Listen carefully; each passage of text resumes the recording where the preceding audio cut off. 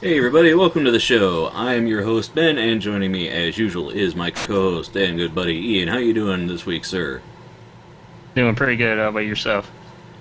Oh, I can't complain. Well, I can, but nobody listened to me. Anyway, so we're also going to be joined by Doug later on. He's doing things. Everyone's busy because it's Labor Day, folks, which is a holiday where, the working man celebrates taking time off, right? Is that what it is? Or is it like, is it like, is the holiday where it started out as like everyone was supposed to be practicing Lamaze and it just turned into something else? So, like, Labor Day, get it? So, no, it's actually a holiday where you celebrate that one political party over in England that none of us Americans know about. So, that's a party, right? Not just like a blanket term for a group of people, right? Like, I don't know. Every time I read they're like, oh, the conservatives this and the labor that, and I'm like, I'm sorry. I'm trying to follow this because it's similar to our system. It's just, I don't know. Well, from what you know of, what do you know of that Labor Day is supposed to be? That's just supposed to be that wasn't originally from the United States. That holiday didn't originate from, or how did that get started from what you know? I don't know, although I do know, I think Canada has, also has a long weekend this week, or at least people I talked to did, but then again, Canada, their holidays kind of mesh with America's because they're so close, they kind of, like, well, half our staff is going to be off on the same day, and we're right at the border. I don't know. So let's talk about Labor Day. Ian, what did you do with your holiday? You did the typical thing, which is have a cookout, right? I drove past a few people doing that today. Yep, that's just like another sort of like 4th of July type thing, just have a cookout, have the ribs and barbecue and stuff, Yeah, but less fireworks, hopefully.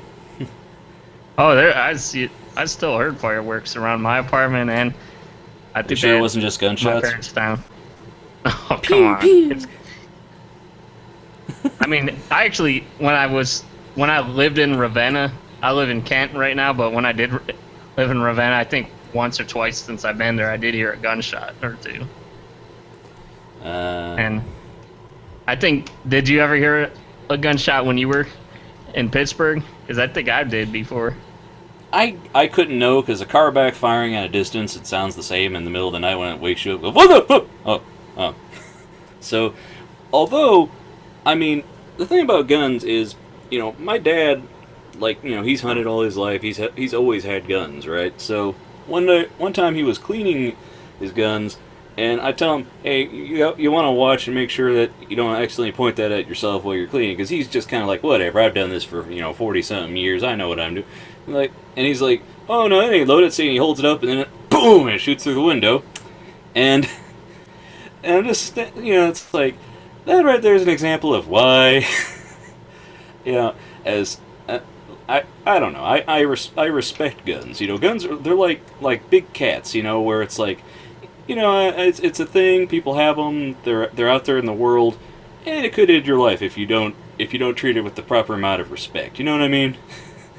Like the kids that shove it in their pants or hold it sideways or do this. No, and don't ever point a gun at something you don't intend to kill. That's so. I don't know. Well, what do you think of the purpose of us? Like having the Second Amendment was for? Do you think that was mainly for? Just for, the right to defend yourself with a firearm. I mean, I really don't think it was to be able to hunt or whatever, or Well, do no, it wasn't extra in sports stuff with it. it wasn't in there for hunting, but that's a whole different issue. There have been court cases and entire books of legal discourse, discussing what exactly it means, and their entire party lines drawn up about it means this, no, it means that. So I'm not really going to get into that conversation because no matter what you say on one side, somebody's going to say you're wrong. It's like, oh, we all love puppies. Right. No, kittens forever. It's like, well, there's no point in courting that because there's no winning. Winning involved in that, Ian. Yeah, that's true. The only thing I will say though is that from my view, and I'm definitely not like a history buff or anything, but it seems like a lot of the amendments and Bill of Rights was protecting you like towards government or whatever. But that's like mainly with I've noticed with the freedom of speech or whatever. That's people think that you have a freedom of speech and that involves your speech to anybody else. But I think it's mainly geared towards like the being able to say what you want without having to be put in jail. I guess it's not like it's to prevent the government's encroachment upon your freedom of expression. That's quite literally what it means and all it means, because a lot of people are like, oh, it's a free country. You can't, if another private citizen comes up to you and tells you they don't like what you say, that doesn't mean that, oh, they're violating your freedom of speech. They're not the government throwing you in prison for 50 years because you said something bad about the president. That's not what it means. Or straight up offing your head, Well, it's like, oh, hey, you got banned on a forum for spouting racist things and obscenities. It's like, that's not encroaching your freedom of speech. The people that own, a forum is, the people who own it and operate it, just like the people that, can clear your comments. It's like, they don't have to put up with, you have a right to say whatever you want. It's just, you don't, their avenue is not, they have a right as well as you do to close the door and say, yeah, we don't want you here. Bye. It's like the government can't come in and force them to open up the forum and say, hey, guess what? You got to listen to this guy. Because it's not like it's a TV channel. Because there's been discussion over, like, when something comes on TV, well, that's forcing it on the viewer, so therefore censorship becomes a slippery slope argument there, too. So... Yeah. Well, another a recent good example of that would be that thing with... Wasn't he it was a basketball coach or whatever, I think, or a basketball owner, a team owner, I think, and he said some racist stuff in his house, and then, it was recorded, and then he got fired, I guess. He lost the team, I think. A lot of people would think that... Was that the guy from the Clippers, or was that just because they were going for sale or something? I'm not too up to date on current news stories. Well, I'm not too up to date on sports stuff, really. I think it might have been with the Clippers. I'm not sure, but a lot of people think it was a harsh thing, just totally firing him because he said it in the privacy of his own home. But then again, that's even like that's the whole thing. Like with you got to watch what you say nowadays on just like on social medias like Facebook and Twitter. That stuff you put on there could get you fired, it's not just whatever you do on the job, Well, Jim Norton had an article about this where he was saying, oh, Henry Rollins said something about suicide in relation to the whole Robin Williams situation, and then he's had to apologize, and and there's a lot of people where it's like, oh, if you say something, all of a sudden there's a huge, dogpiling of people saying, oh, you're horrible for saying this, and it's like, when somebody says something bad, they don't owe you an apology, but you also don't have to ever talk to them, patronize them. I think the problem is that, like, there's a lot of good in, like, crowdsourcing and raising voice of awareness on things, but there's also a lot of people who will find anything that pisses them off and decide, this is my chance for a campaign. I will storm the beaches until this horrible person decides to wear white after Labor Day or whatever, till whatever their cause is. And you see a lot of that on Tumblr, like, how dare they? How dare they? You know. Yeah. So, I mean, yeah. even, I mean, even though I've complained about it on the show a lot with the, like with the school with the, like the if the kid has a picture of a gun on his shirt or he brings in like a Lego gun or whatever. I really don't like that stuff, but I mean, really, it's like you said, it's it's the school that you're not being thrown in jail. So if the parents doesn't like what the school is doing, they could always, I guess, go to another school or homeschool, I guess. I mean, you still Well, I have mean, other options, I it all suppose. it all comes into the realistic argument of like when they say, oh, just because they don't sell it at this one store, that doesn't cut down people's options. It's like, well, realistically, if that's the only store within a 500-mile radius, you've cut people's options. Just like closing an abortion clinic in a state that only has 2 clinics, it's like, well, that's a thing, and that you're trying, So Well, that's why I could see it both sides, definitely.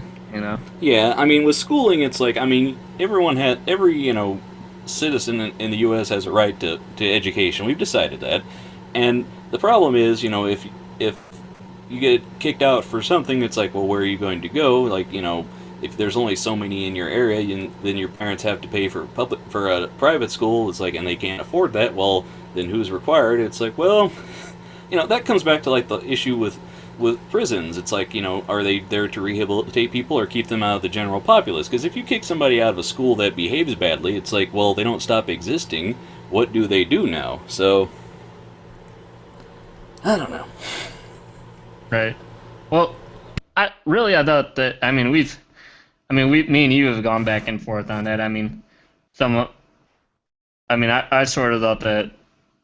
I guess with jail, it's sort of like a timeout for them. It's not really to keep them out of society much. I guess it's good to keep them away from whatever they're doing, I guess, to begin with. So like if you have somebody that's into computer crimes, you definitely don't want them to have access to any kind of computers while you're in jail, I guess.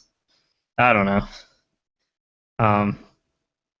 But I always just thought it was sort of like a timeout, like with your parents, where they're like, no, you go to the corner and think about what you did, I guess like a grown-up version of that. I always kind of viewed it like that, I guess. I don't know. That question of like, the crime, like another issue of how long does the punishment fit the crime? If you're like, okay, you committed a crime, so we're gonna lock you away for 45 years. It's like, well, that's time out, but is it to keep them out of the populace, away from other people, or is it to because like what defines like the crime of rape? Some places people say, oh, that should be punishable by death, and it's like, well, the argument of eye for an eye, tooth for a tooth, like a person didn't die, but something has happened that is a heinous crime, and then like small minor offenses, they get a heavier sentence. It's like, well, does that really fit the crime? And it's like, somebody has some pot on them. Does that really require them to be locked away for 30 years? And then you get into the whole issue of if it's being used to oppress people, if certain people get longer sentences just because. There's a lot of conversations that can kind of just fishtail after that. So, or is ducktail, fishtail? I don't know. Yeah. I'm bad with terms. If you haven't picked up on that. It's okay. I mean, you said so. Once in a while, you'll say some like a fancy word like facetious or something like that. I don't know. Fancy words. But fancy words with that there book learning. Anyway. Well, as a side note, I never knew what the purpose is for fancy words. I mean, if you could say another word that's just easier to say and it's quicker, well, why not just use the easier word if it means the same thing, Well, it's to be concise and like the word Schadenfreude. That's a German word that we don't have an English version for because it means a big long thing and therefore you say it.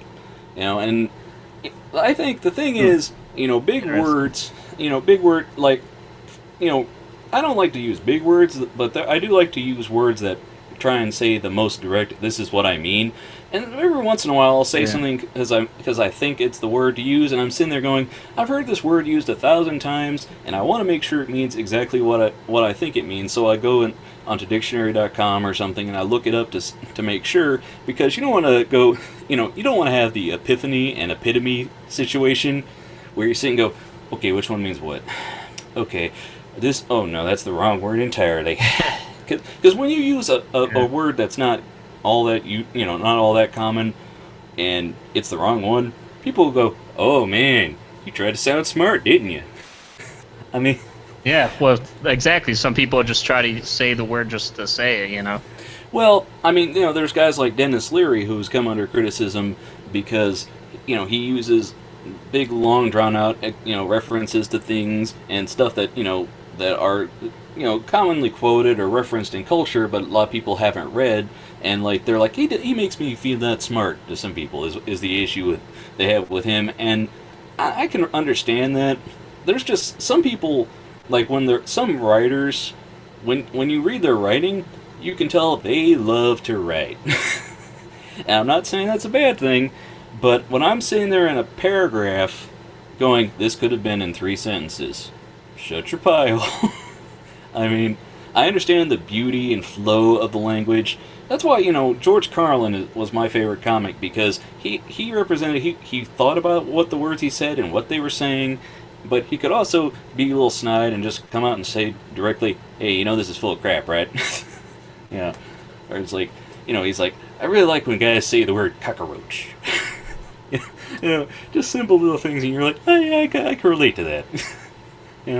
Very intelligent man, and he could occasionally be very filthy, but he was also, he focused on the language and what it was saying and how things are said, because you can have two people trying to say the same thing, but how they say it, it can be the difference between getting elected or being a footnote in history.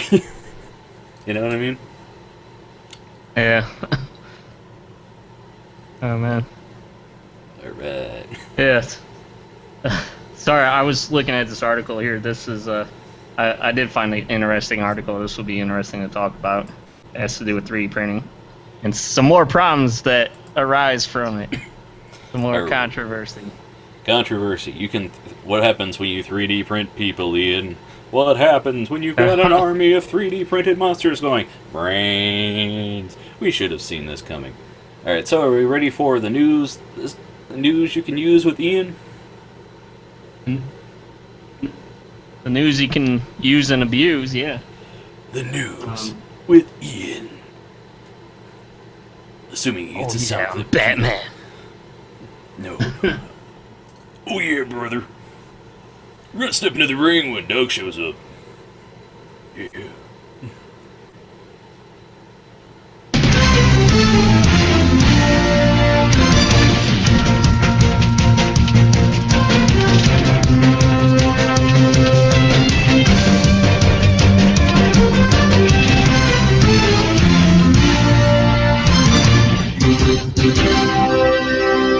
The news with Ian.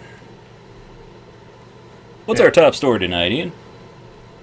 Our top story. Well, did you want to go right to the 3D printing one, or did you want to bring us what you got? Say the best for last if you think it's the best one, because don't give it away for free. You gotta keep the folks listening for something. Okay. Let's see. Again, sorry for the lack of. I'll try to go over the general thing about the stories on these. Again, this is some more last-minute journalism here, So, but this one is interesting. This first one, I'll give a link here, is about the Denver police are asking for 800 body cameras for officers to wear as like wearable cameras on their glasses, Mm-hmm. Which I think it could be a good thing, Any kind of altercation with the police officer would then be on camera, Well, it's also good for the police officer because then they can defend themselves in court. So, what seems to be the problem? Unless you plan on doing something to subvert that. So, Oh, right, yeah. I guess some. I mean, from the only criticism that I've seen on it is that some people would say that, if they're like, it's not on all the time, obviously, from their day throughout the day to day, so you have to turn it on or off. So, and Well, there, yeah. some people are saying, well, if it's shady cop, he's not obviously not going to turn it on. Well, But yeah, but if we know Joe happens to have his camera off every time he makes an arrest, and suddenly every suspect comes back with a black eye and missing teeth, I think somebody's going to have a case against him. I mean, granted, there was that secretary for Nixon that like 12 hours of tape was missing, and she's like, "Oh, I accidentally had my foot on the erase pedal for 12 hours." Like, really? Interesting. All right. yeah, and this will include all patrol and traffic officers with body cameras. They're hoping to deploy in 2015. Denver, I guess. Yeah, I mean, like it'd be good to have it on camera, like even any kind of altercation, like even if the guy is just coming up to you and trying to, like if the cop is trying to go up to you and start messing with you or whatever. Well, I mean, I don't know. it prevents cops from messing with people, and it prevents people from messing with cops. And if there's ever any lawsuits coming up, they can just pull up the footage and go, ah. So, hey, Yeah. I saw a quote on, I think it was Tumblr some time ago, where they're like, this. They were saying, oh, we the police, do you want to be filmed when you're at work? It's like, well, most private employees, they're being filmed by security cameras at the place they work at. If you work in retail or out in a lot of places, Yeah. most people are being filmed already. So, yeah. Well, I'm saying this. I'm saying this as a citizen, and also, somebody who's thinking of both the, police's, benefit and the citizens' benefit. I say if both, if stuff gets caught on either side, the only reason you shouldn't want to be being able to film things is that you're doing something suspicious. So. Just like with right. people, it's like if the guy tries to put a bag over the camera, it's like, well, he's going to try and steal something, So, Yeah, or spray paint the camera. Yeah. But All right. I don't know. The main thing is like, as as long as long as it's definitely enforced, with the police officers. So, like you said, they wouldn't be able to get away with not doing it.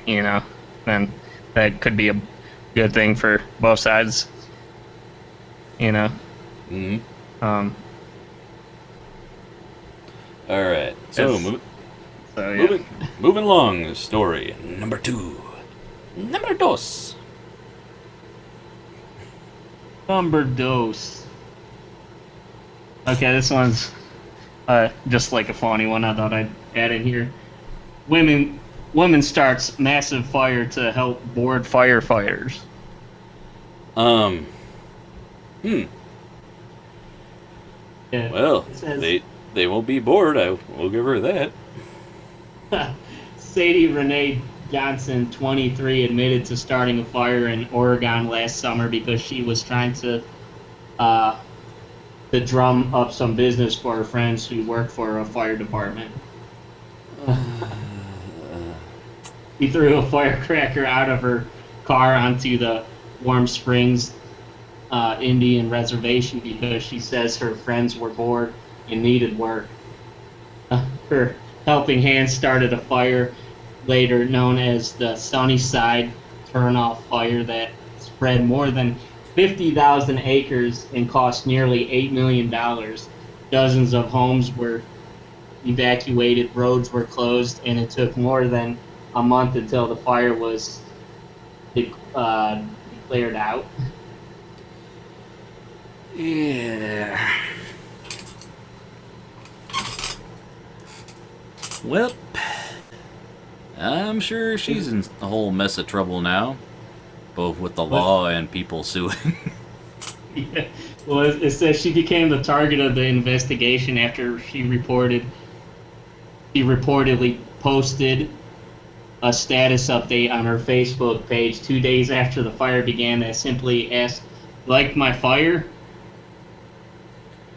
Johnson has been ordered to pay the full restitution of $7.9 million. She's scheduled to be sentenced on September 3rd and faces an additional fine of $250,000. On top of the $7 million. Yeah. Now, well, that's the thing, is like, there's not really much of a future for her other than trying to sell people. But I mean, was there any loss of life? Was there anybody? Is this just like, well, you just caused a whole bunch of property damage and all kinds of other things that's going to cost you? The article is fairly short and it doesn't say any. I don't think there was any loss of life there. So it was just all some crazy money that's burned up. Well, that's just a sign to people that some people don't take things seriously. Like people that call in bomb threats and then find their sentence to life in prison for using up there's things you don't mess with. You don't mess with fires. You don't mess with people's lives. You don't try and screw. You don't mess with the Zohan. Well, I don't know, Ian. I've never met the Zohan. I'm sure you don't mess with the Zohan. I'm sure he's a lovely guy. So yeah, that's all I'm gonna say about that. I don't know. I mean, there was that story in the news recently about Anita Sarkeesian getting so many death threats and stuff that she had to leave her apartment. So let me just close this video you sent me. Ooh. I love when they autoplay. That's crazy. Yeah. Well, I mean, the thing is, the people that sent such horrible threats were saying, they're so upset that a woman pointing out, what's the word for it? Not misandries when women do it, or is it the patriarchy, or I don't know. Well, wait, misandries when men do it against. I'm bad. Like I said, I'm bad with words, folks. But they're calling this woman foul names and threatening her life because she pointed out that people can act bad and poorly, and it's like, well, way to prove somebody's point. It's like, congratulations, guys. It's horrible people, man. I mean, for the record, there's all kinds of allegations about the accuracy of the points she makes in her videos and the sources of where she gets footage from, and whether or not she uses images from people without crediting them and stuff like that. That's a whole separate issue from we should not be sending people death threats and threatening violence against a woman. That's never gonna get you any points in proving against her case that, hey, sometimes men can be scummy. No, men can't be scummy. I'm gonna be scummy toward you until you go away. Because that's really what it is. They're just hoping to silence somebody, and that's not cool in any way. So, actually, this is sort of related, but did you ever watch that show American Ninja Warrior? No, I don't believe I did. No, you never really got into that. That's for people that don't know. That's just like it's a whole following of people. I guess started from the Japanese Sasuke or whatever, and it's it's just like an obstacle course for you to get through, but it's incredibly hard. You have to be totally ripped and athletic just to be able to get to the third stage, and there's only 4 stages. Oh, is that the one where the woman did it in just a few minutes, and the people were complaining that she shouldn't be? And it's hey, if she made it, and all kinds of other professional athletes couldn't make it, whoever can do an obstacle course that I couldn't, hats off to you, man, woman, small child, whatever. Oh yeah. Well, my only problem with it is I'm glad she can make it, but I mean, my only problem with it is I'm not surprised that she made it, because, I mean, to begin with, there's not a whole lot of women that try out for it, and there's, making a whole big deal about it, whereas, oh, yeah, it's the first woman and stuff, and she's they're so enamored by this girl doing it, it's almost oh, wow, you mean a girl can actually do this? I mean, it's well, I mean, girls can definitely do it too, Well, being a cartoonist, and I follow a lot of female creators, which is really great. There's been because when you and I were at AIP, we knew every girl in the animation program. There were like 5.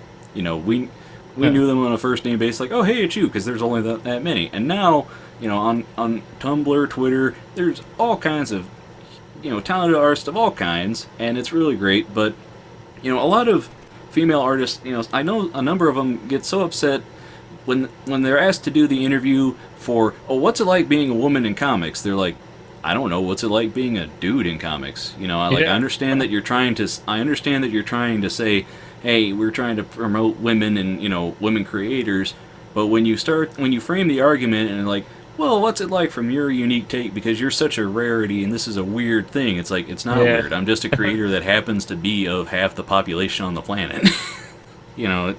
Oh, yeah. Yeah, to me, it's almost like saying, you're talking to like a little kid or something. Oh, yeah, you can do it. Yeah. Good for you. But again, I also, wholeheartedly say that feminism is a thing, and there's people that, that don't like, why can't we just be people, man? It's like, well, easy. When you have to take it away and say, oh, why can't we all just be equal? It's like, well, no, the entire point of feminism is that women have been systematically denounced through the system for years. We know this, and therefore feminism is about making everybody equal, and it's not just glossing it over.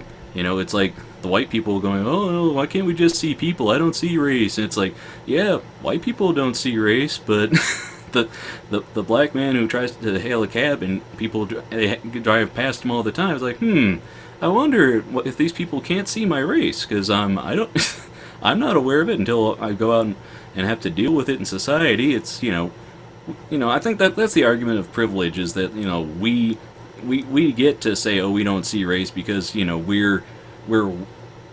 happen to be white and we happen to be able to say that. It's like, meanwhile, if you're on the street and like you and I, we're 2 white guys, we're out on the street, we don't have to the whole cop situation, like the whole thing going on in Ferguson.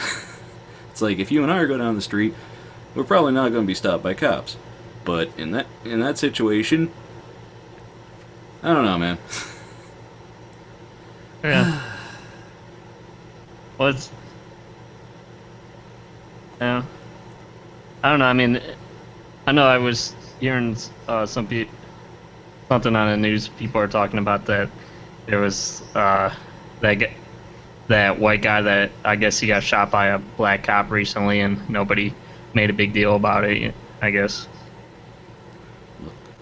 So nobody made a big deal about it except the guy making the big deal about it. I don't know. I don't know that much about it, so. I get off on tangents. I'm not, like we've said before, I'm not good with them, their words and the whole speaking thing. But yeah,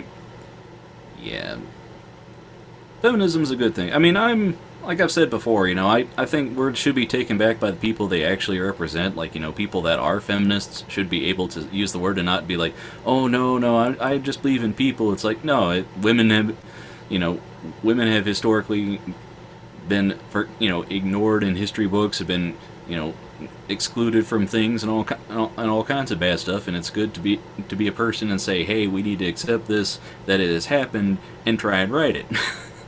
We are all people, right, but we all have our own unique things that we need to point out. So yeah, feminism and liberalism, because liberal is another term that has gotten a lot of at least I don't know when it became like a dirty word, probably since when Fox News started as a corporation, but I know in like 2004 when I was on campus at my other college, it was a very conservative area, and if you're a liberal, I hate you, and it's like, what? Can't there just be two sides of opinions? It's like, people didn't start fights in the 70s because you were this or you were that. I don't know. Right. But I mean, what, like you were saying though, how do we, like with black and white, male and female, how do we write it without just like straight giving them money or what the reprimands it was. Reparation. You're saying reparations. There's Reparations. also, I mean, there's issues. There's people have called for that, and other people, there's the affirmative action, which is another thing that I'm not too keen on that either, because that's another extreme that says, oh, we should let people in just based on quota systems. It's like, well, we all want the best students to get into college, but then if the person at the administration board is only letting people in because they're white students that happen to have this great GPA, and not giving scholarships to minorities, that's a problem. So, but then is it right to impose that schools get a quota of so many different minorities in the, and the whole reverse racism issue comes up. And I'm not going to get into that, because there are no real simple, clear answers to dealing with the problem. I think it's a lot about empowering. It's a lot about making people feel empowered and helping them feel like the system's not going against them. Like whenever, like, what was it, when the Congress had the board on women's health, and all that, and women's health and reproductive rights, and it's like, oh, it's all a bunch of white guys. That's a problem. I don't care if they're the finest doctors or whatever. It's like, when there was a guy who was on a board for science, and he's staying there in front of people saying that he believes that evolution's a alive sent straight from hell, and the world's only 6,000 years old. It's like, hey, this guy has some unconventional ideas, and he's leading a charge on this. We should be concerned. So anyway. Yeah. Well, do you think it's just like in general, I mean, you can't make laws for everything here and there, I guess. Do you think it's just generally a problem as a species we sort of have to continue to just try to work on, Well, I think humanity, as we as a society and the human population, there are things that we look back on just within people's lifetimes and go, man, that was messed up. I mean, I love watching silent films from the 20s and all that stuff, and I see something and it's like there was I think it was Faust, the Faustian deal, the guy stole the devil or whatever, and he does that, and there's a woman in the story, and she's got a child and she's starving, and she's out in the cold, and then the baby dies, and then she gets thrown in jail for killing, for the baby dying, and it's like, whoa, she was out there almost dying too. And your society didn't care until, nobody could even bring her into a warm shelter. Oh, this woman has a baby, maybe we should bring her in out of the cold. It's like, no, she's a poor vagabond. The whole concept of, back in England, you had the debtors' prisons, where if you got so much debt, you got thrown in prison. It's like, well, if you're in prison, how can you, repay your debt? Well, you didn't. You just stayed there till you died. That's... So it's like, we've evolved... They have to pay for you too to be there. You accumulate, you take on more money, when you're in prison. It's just, well, I mean, there you were pretty much just chained to a wall till you died. I mean, I don't know how debtors' prisons work, but I'm just saying, it's like, we've gone past that. But then again, different cultures also had different, established things. Like, if you were a slave in Rome, you could rise up from, you could be, of any. I think you could be like any man or woman could become a slave if they didn't have the money, and then they could have slaves under them, so it could become a system, and then they could buy their way out of slavery. So it was, compared to other systems, it's like, well, that was really kind of advanced, but also the idea of slavery in general is just not cool. So it's like, on the one hand, it's like, well, it's nice that there's I guess it'd be like, lower rungs of society, and then they had a lower tier that we don't acknowledge. There's poor people and people who literally have nothing, and then there are people who are owned by people. It's like, I don't know. Slavery, it was generally bad in general. I mean, it wasn't just like white people owning black people. I mean, black people owned black people too back then, didn't they? Well, it depends. I mean, and African tribes at the time, if there was one tribe that was warring with another, they would sell their enemies to slavers. But, the slave trade goes back a long ways in different cultures, and there's a lot of bad stuff involved in that situation. So, but Yeah. like I was saying, that's getting off topic. What I was saying is that we as a society have, even if you look at stuff that happened in the 50s and the stuff that people say towards women or minorities, and just there's a lot of stuff that's like, you don't do that now. And if just certain words where it's like, whoa, that's not polite to use in general conversation. I don't know. Yeah. Yeah. But yes, sorry, mind in this when I think of slavery, I was just thinking back to, like the Civil War times and stuff, Well, I mean that's there's we're Americans, and we have this is it myopic is the word I'm looking for? We like to look at ourselves and our own history of what we've been taught in school and what we know, and it's like there's worlds and cultures and countries and histories that we know nothing about.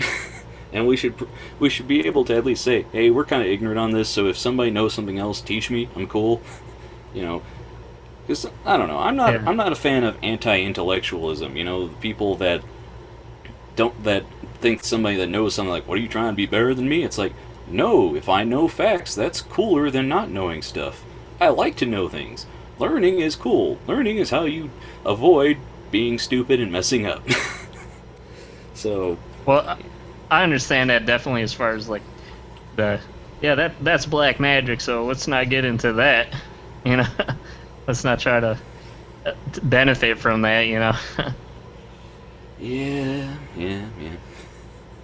But before we move off, one thing I was going to add to is I was going to try to look for the article, though, is I thought that we were like there was going to be some votes on trying to bring back debtors' prisons or whatever. I don't know. I was sort of worried about that because I do have student loans and stuff I'm still paying on. So I heard something about it, so I'll have to go back and see what I can find on that. I'm sure that was just somebody opinionated, because we're not going to see that, because that would make no sense. Prisons are already overpopulated as it is. I mean, unless... Oh, yeah. I could see people trying to go, oh, see, what you do is you can have a for-profit prison, see, and then just slowly, imprison the entire population, but just the sections of it you don't want, and then this or that, then all these horrible things, and then, yeah. It's not cool, man. Not cool. Alright, so, news story number 3. Okay. Yeah, getting away from some more world and American problems, this is another American problem about a American restaurant, Taco Bell. Taco Bell. You've probably heard about this one because you love Taco Bell too. Taco Bell owner sued for forcing workers to give fake money as change. Well, that's the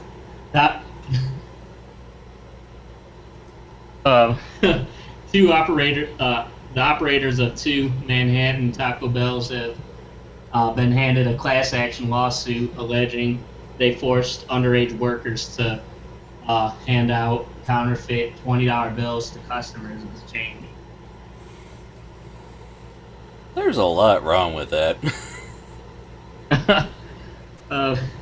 The suit was filed by Annette Sereno on behalf of her 17-year-old daughter and an employee under the summer at both Taco Bell locations in Upper Manhattan. And holy crap, are these owners terrible human beings as well as terrible criminals. Well, this writer's not opinionated at all, are they, Ian? No. Here's the article. Jezebel, no wonder. Well, I mean, yeah, that's not cool, but then again, individual owners of restaurants can do some very shady things depending on which one you go to. So... Yeah. I mean, I wouldn't even... If I was some kind of criminal or whatever, I wouldn't even attempt to do counterfeit these days, because, I mean, it's like just printing it off your inkjet or laser printer. That's not really going to do the job. I mean... It's going to be very obvious. So many protections. Yeah. Well, I mean, the thing is, I figure, like, don't most, businesses worry about counterfeit money getting into their system rather than giving it to people? I mean, there's that, and then there's the whole aspect of like forcing your employees, like, hey, this is how we do things at this establishment. It's like, really? You can be crooked, but if you're telling your employees to intentionally break the law, they can go to the cops, and there's not really much you can do. That's pretty scummy. But it says, but this gets much worse. In order to prevent workers from immediately going to the police, the Taco Bell operators apparently told Sereno's daughter, identified in the suit as J.A., that she's a minor, she had accidentally accepted 2 fake dollar bills from customers. To make up for it, she either had to pay them back out of pocket or hand out fake $20 bills to customers, which she believed because she's a kid. After she did this, her managers made her continue giving out fake bills for 2 weeks until she finally refused to keep doing it.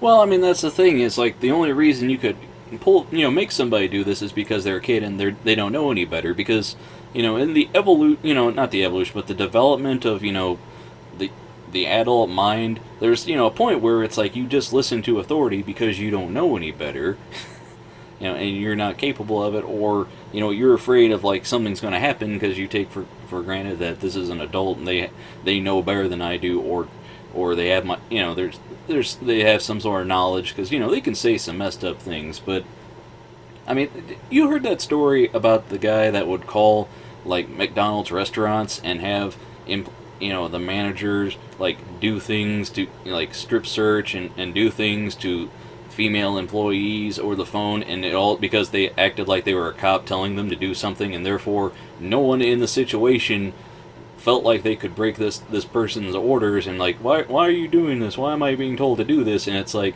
because they were so entranced by how the person was saying and what they were telling them. It's, I don't know. And these were adults from what I recall of the story. So yeah, I don't know, man. It's crazy, man. Shit that happens. It's crazy. Yep. So, but news story. I mean, how often do you go to Taco Bell?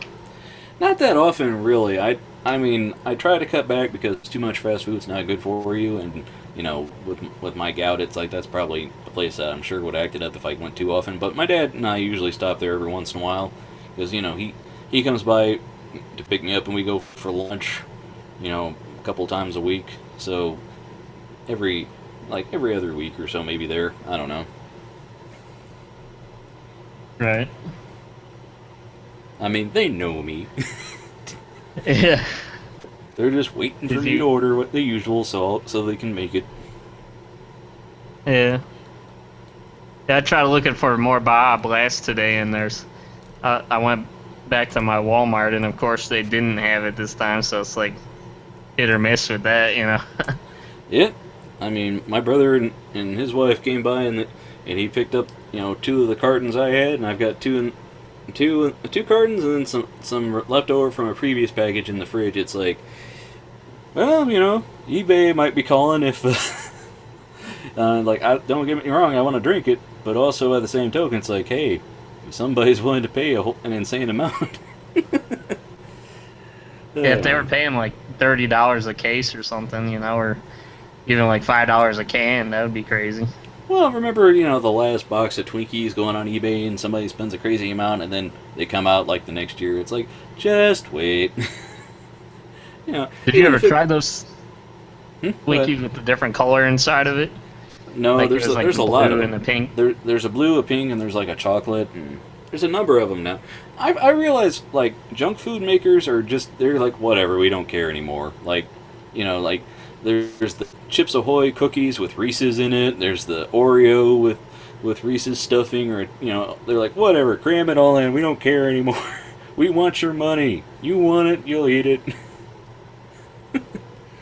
It's a turducken of a cookie now. Take it. You want it. Turducken. Yep. I forgot about those. Mm-hmm. Everyone does till Thanksgiving, and then they're like, do you think we should try it? I don't know, man. Might try it once. Like the Taco Town taco.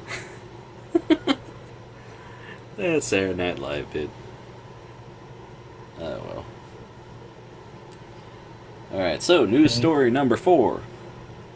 Okay, well, this one is, I mean, this one I did last minute too. As the show was starting, I tried to look at it. It seems sort of interesting. I mean, it's a general article about looking at the race to gigabit internet service takes off. It says 4 years after the National Broadband Plan, committees and carriers are deploying next-gen infrastructure that will bring gigabit speed internet to homes, universities, and businesses.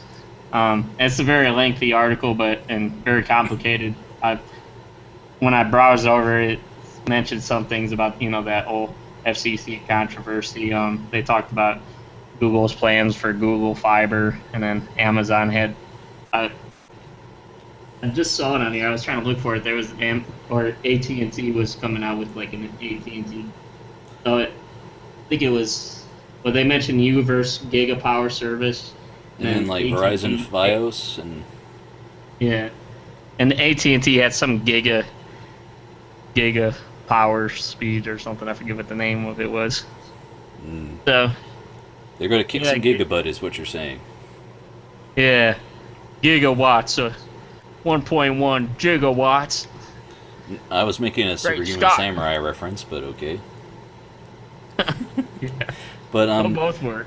I think it's interesting that they're all competing to try and bring out this awesome fast internet connection, but at the same time, people are still terrified that they're going to not be able to go to Netflix unless they pay more.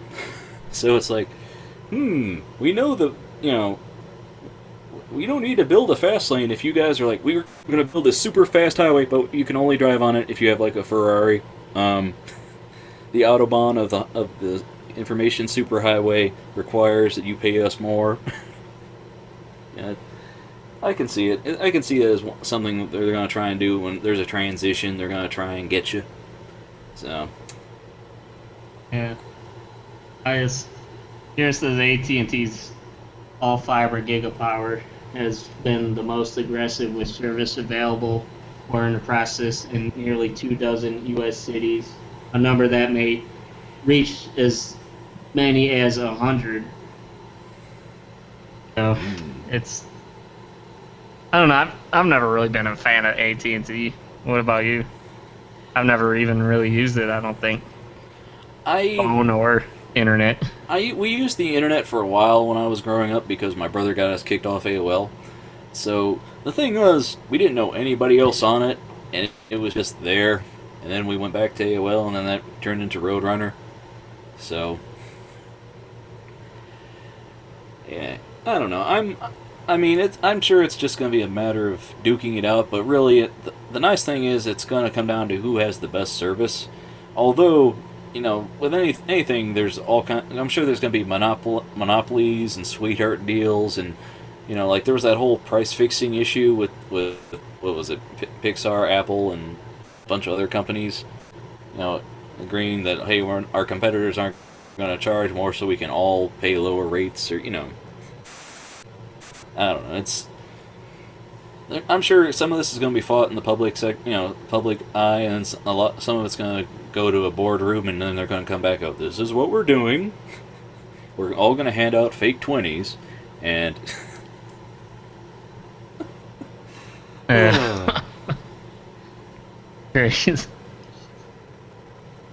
hand out those fake $100 bills. Usually, every time you go to like a store, if you have like a 20 or a 50, they'll hold it up. They'll hold it up to the light, and then they'll get that little marker and scratch it. Yeah. Yeah. But, yeah. Well, because they're the ones taking it in. If they're giving you the change, it's like, oh, whatever. Yeah. I think those might be pesos. There's probably a loonie in there. Yeah, I know. A couple dinero. some yen. I don't even know what that translates to here. Converts. I don't know. So. Well, going on a tangent a little bit, though, do you think giving out change and stuff, do you think that's another type of job that'll easily be automated, and like just cashiers? We have obviously the Walmarts and Giant Eagle self-checkouts, Yeah, well, we've had this discussion before where it's like, really, why do we have change? Like, is there anything anymore that isn't worth $1? Like, can we just agree to have paper money? Because, I mean, what was it, Canada? They recently quit making the penny? Because it costs more to make than it does to its value to circulate, so why have it if it's just a financial hole? And then the whole change thing, it's like, well, if all you have are denominations of 1s and 5s and 10s, then everything should be easy to get, right? It shouldn't be a matter of, hold on, 1, 2. We don't need our money broken down. Like back in the day when something could cost you 30 cents, like when I was at a restaurant today, I saw the coin operated machine, the one you put the quarter in, you get the little whatever. And one of them was googly eye hand puppets. Like, so these are googly eyes that they're charging kids 25 cents for. I could buy a bag of googly eyes for like $1. Like this, or like when you go out to the soda machine at the fair, and oh hey, a soda is really like 75 cents, but here it's $2 because somebody's making their money. I don't know. Yeah. I mean, I understand the whole tax situation, but it should be like if everything was denominations of 5s and 10s, wouldn't it be cleaner than if we had to do with the okay, you owe the government 75 cents. It's like, come on. It's like, you get $1 every $10. How about that? It'd be, I don't know. Just getting out of the little metal discs form factor, I guess, would be better. I mean, I'd even say having like a quarter as a dollar bill instead, Oh, the Sacagawea dollar? Yeah. And then you could take it to the bank and get it exchanged for a real dollar. I like that political cartoon where they're like, the Sacagawea dollar, it's worth 75 cents because the average woman makes compared to the average man. And I'm like, ooh, that one's a thinker. That's better than the guy who just like draws the guy poking something with a stick and it's like, oh, big oil. It's like, okay, yeah, you really thought about that when you just labeled the guy in the top hat. Yeah. So, boy, we really got away from that gigabit discussion, didn't we? We've fallen down a rat hole. I'm all for faster internet speeds, though, because the internet's just going to get faster, especially places that are, leapfrog over having to have dial-up and whatnot, or, it's like, give people the best you can, man. Get old stickers to die off so they get more adopted. It's like, when you kill something off, because that's the fun of killing off some old technology, because people are like, I want to keep using it. It's like, fine, use it as a hobby. Don't make us have to keep it supported. Don't make us keep old versions of Internet Explorer. I don't know. Yeah. Actually, that reminds me, I guess you could consider this a bonus news article, I guess. I could link it to you, but it's sort of similar. Have you ever heard of optical computing? It sort of works in the same way as, like fiber optic, but everything in the computer, instead of everything being driven with electricity, it uses light to transport like information and stuff around, so it ends up being a lot faster than just electricity even, I guess. So the calculations would be quicker. Well, I mean, I've heard of that, but I don't know. I don't know anything about the details about it, but I'll link it. Eventually, it's all gonna be light and particles, and we're not gonna have physical money. It's all just gonna be credits, and it's gonna be like that Justin Timberlake movie with time, where you just like, no man, transfer in 25 years on my wrist tattoo or whatever it is. I don't know. That movie. So. Okay, well, we'll move on to this 3D printed one. Here's some more controversy. You thought, when you heard about the controversy about, 3D printing guns, or, like controversies about, copyright and stuff with the Coke bottle and design and stuff, we talked about that.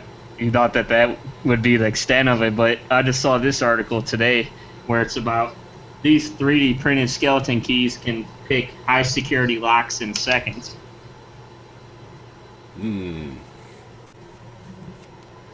Skeleton keys. I've seen guys talk about that with the bump key, where it's like a skeleton key, and then you tap it in.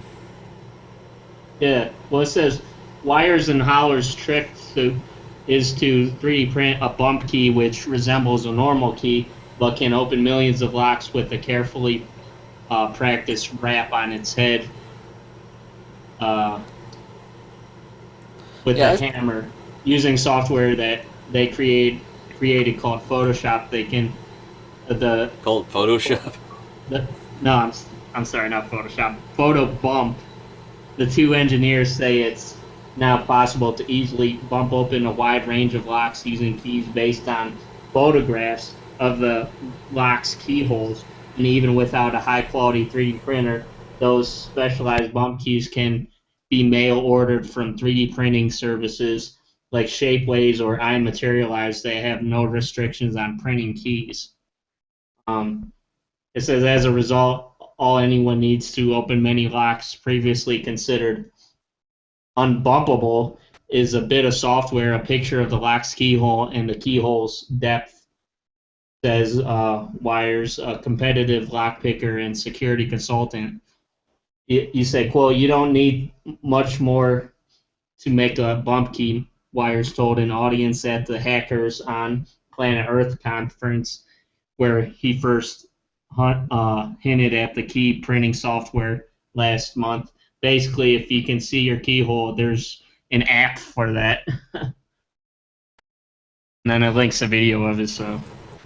Yeah, I saw an article about a video about this before on I believe it was the National Geographic Channel, the show Hacking the System, where these two guys, I know of them because they're also involved in a video game review show I watch. So, but they were talking about how like with bump keys, like someone can be out, if you have your keys out, they can take a picture of it and then get it 3D printed and make a copy of it, and they were explaining the bump key, how you just stick it in and then tap it with a hammer and it keys the thing open. So I've got a link for it because I watched that online. I don't have the Nat Geo channel, but I've seen some of the episodes, so I'll put that in the show. This says too.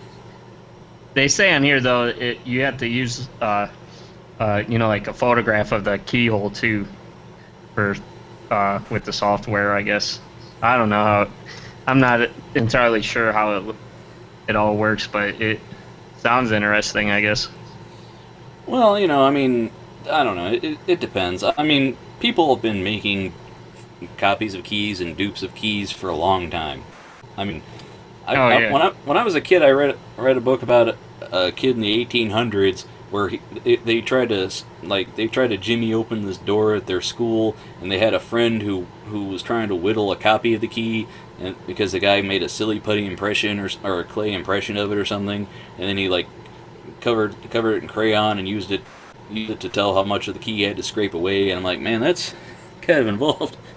And that was back in that was in the 1800s. That story was, I don't know.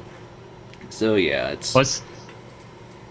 I don't know too much about. I'm not a locksmith or anything, but when I look at these patterns of keys and the keyholes and stuff, it sort of reminds me of like a specialized 3D barcode pattern for that lock. That's sort of what it looks like. But I could imagine there's only so many permutations of shapes and angles on the key that. Well, the common person, there's probably run out. Well, there's common there's a reason why key duplicating places have a blank key, and then they just try and match it to your lock. It's like, if you know how a lock is formed, you could easily put something in and pick it, or a bump key which it just fills in the thing and then it makes the tumblers vibrate. It's it's a simple technology, but then again, we still use glass in windows. It's like. Yeah. I mean, it's one of those things where it's like, you got a key, you put this big expensive bolt lock on it, but then there's a piece of glass where the only reason why people don't smash those out is because we, as a society, say, now it's polite not to break that. I don't, I don't know. It's just weird to me. Well, my parents, they use, regular locks on all their doors in the house, but on the the garage door. They do have a keypad for the garage door, so. I remember one of the things I read about the filming of The Shining was that they did the door chopping scene a number of times, and they used a number of doors. And originally they were going to use a fake door, but since Jack Nicholson was a volunteer firefighter before the movie, he chopped it down too quick. So they're like, well, guess we'll use a real one. Yeah, but do you know anybody that's good with just picking locks with like a hairpin or whatever like that? No, but there was a Kickstarter I think we might have talked about before for a guy who he was his hobby was lock picking, like competitive lock picking, and just spreading the hobby. So he made a Kickstarter for he was going to sell a kit for people to get into the hobby of learning how to pick locks for the fun of it. And it became so successful that it became too big for him, and like he was missing, like, he was expecting to sell his kit at a loss anyway just to promote the hobby. He was one of those guys, it's like, oh, I just want everybody to get into it, and if I lose, a couple hundred or whatever. And it ended up selling like in thousands of dollars or whatever, and suddenly there's a lot of backers, and he doesn't have the product to give them, and he gets real depressed, and he mismanages things, and like that he had to have one of his friends come in and manage it for him, because like to get people their stuff, because it's like that was a big, when you promise a lot of people something and you don't have, like a Kickstarter can help a lot of people, just like anything big involving money. There, like winning the lottery, it can help you, but then it could also be a horrible mistake if you don't know what you're doing. Like, oh, I won the lottery, I'm going to quit my job. Well, you don't make enough money to actively replace your job. It's like you get that lump sum, or you get so much a month. It's like you can put that in an investment, but if you just quit your job, well, so yeah. But yeah, it's one of those guys. Well, generally, though, what do you think about this specific article, though? Like, as far as the fact that, you supposedly you would be able to enter into high security areas with this. I mean, shoot, is that something that the general population should be worried about as far as, like national security? I don't know about national security wise, but well, I mean, the concept is basically you really need to be, be aware of what you're letting sit out. Like, people leave their keys sitting out on the table when they're at lunch, and it's like somebody could just walk by and take a photo of it. It's basically the same as, don't take a picture of your credit card and post it online, because that's not a smart thing you should be doing. And yet there's entire Twitter about, hey, here's a person that posted their credit card online, here's a person that posted a picture of their gift certificate online. It's like, you don't understand what you're doing. And therefore, I'm sure, like, a professional thief that wants to invest the money into a 3D printing situation, or knows a guy that can do this 3D printing and stuff, I'm sure they're not going after the average guy unless it's easy enough for them to do. That's the thing about the whole ease of use for a crook. Crooks are, when a crook breaks into your house, they grab your most expensive stuff. No crook is going to go into your house and try and get everything, because you're going to come home eventually, and they just want to get the important stuff and not have to worry about stuff they're not going to be able to move later. So, yeah. But I mean, it's a matter of ease of use. Banks should have to worry about this. Well, yeah, like places like banks or whatever. Well, yeah, but banks, how often do you see a bank's key out? I mean, it's been a long time. You see the sign that says, like, the bank teller can't access, they put that stuff for robberies and whatnot. Like, when a guy comes in with a gun and they have to have that sign up, it's like, well, we can't do anything. You think that some high-tech criminal is going to be able to snoop around and get a key if they can't even get that? There are going to be concerns, I think, with security, but I don't know. We're getting into a new area with technology, and I'm sure locks are probably going to change, because locks haven't really changed that much. Like, we've gotten the deadbolt and like a couple other different locks, but they're mostly the same mechanical thing they were 100, 200 years ago. Yeah. I mean, but it might get. Go ahead. I mean, it's just like, if an axe can get through a door, doesn't matter how sophisticated your lock is. It's like. Oh yeah. So. Well. Yeah, I mean, I agree. I mean, I don't think we're gonna have to worry about someone using this for a key for a nuclear launch or something. You know, like the dual keys or whatever. You know.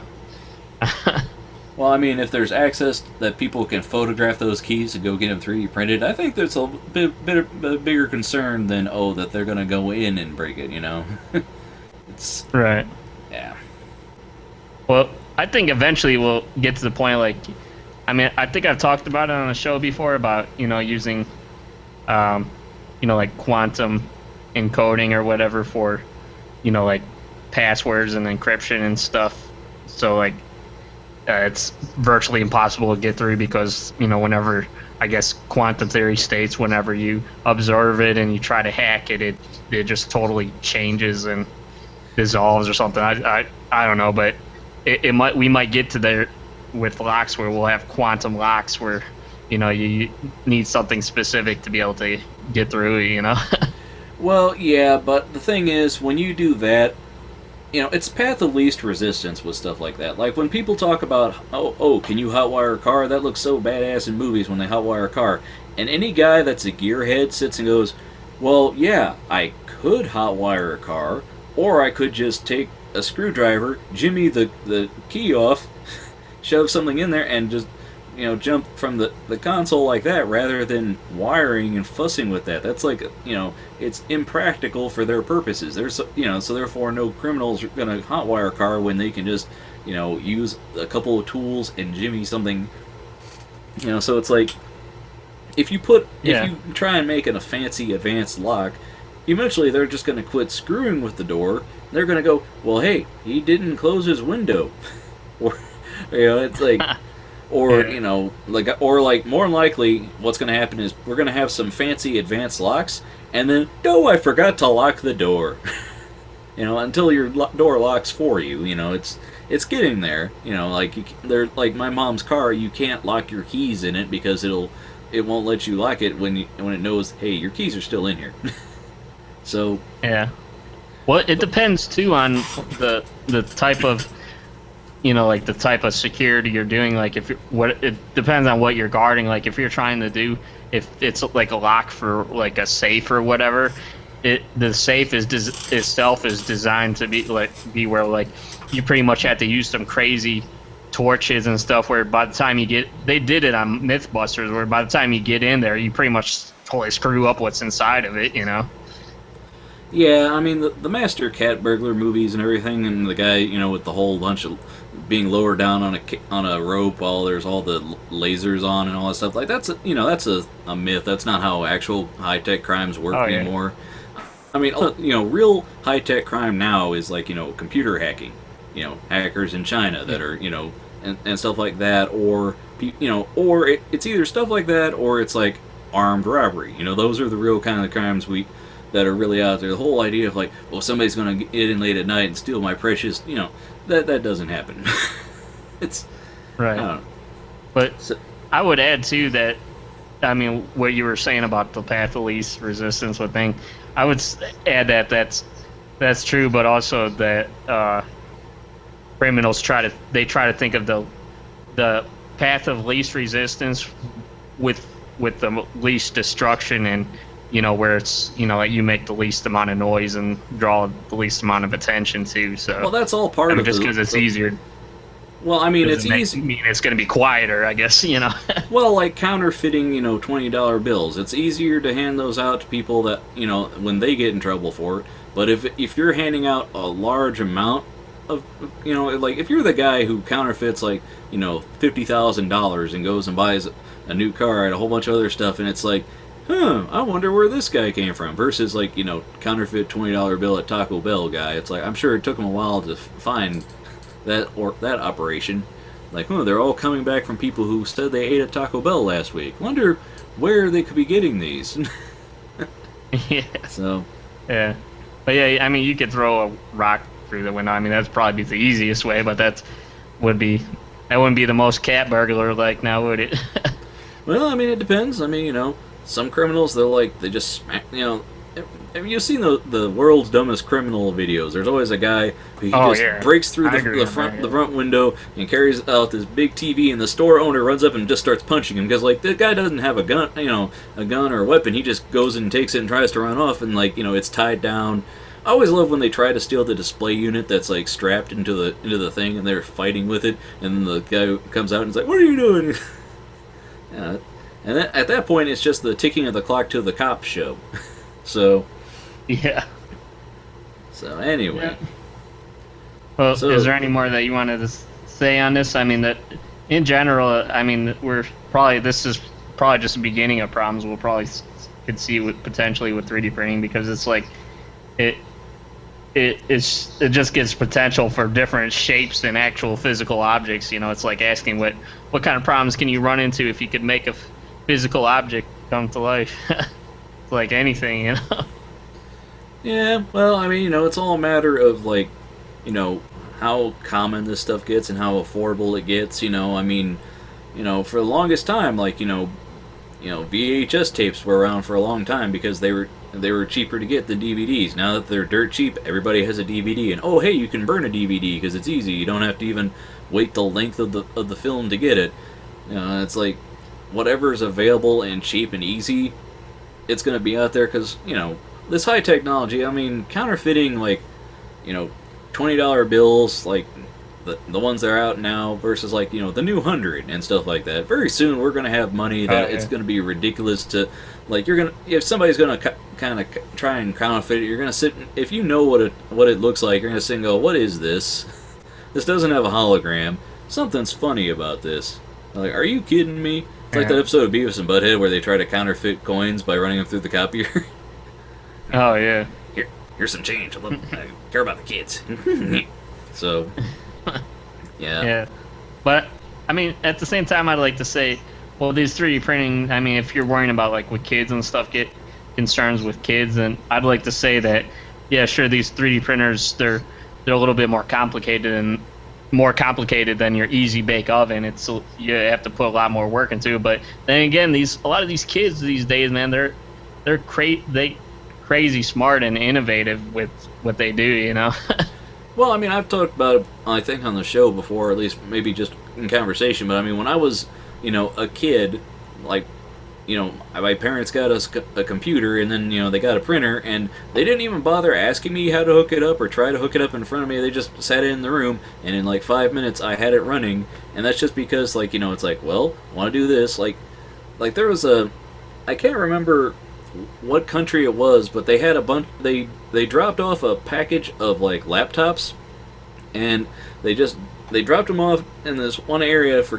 kids that couldn't read, couldn't write, like, it was like an impoverished area, and they went to the laptops, and they figured out how to use them, how to code with them and everything. There was, it was a couple, like, I think it was like 5 days in or something that, like, some kids learned how to activate the webcam on it.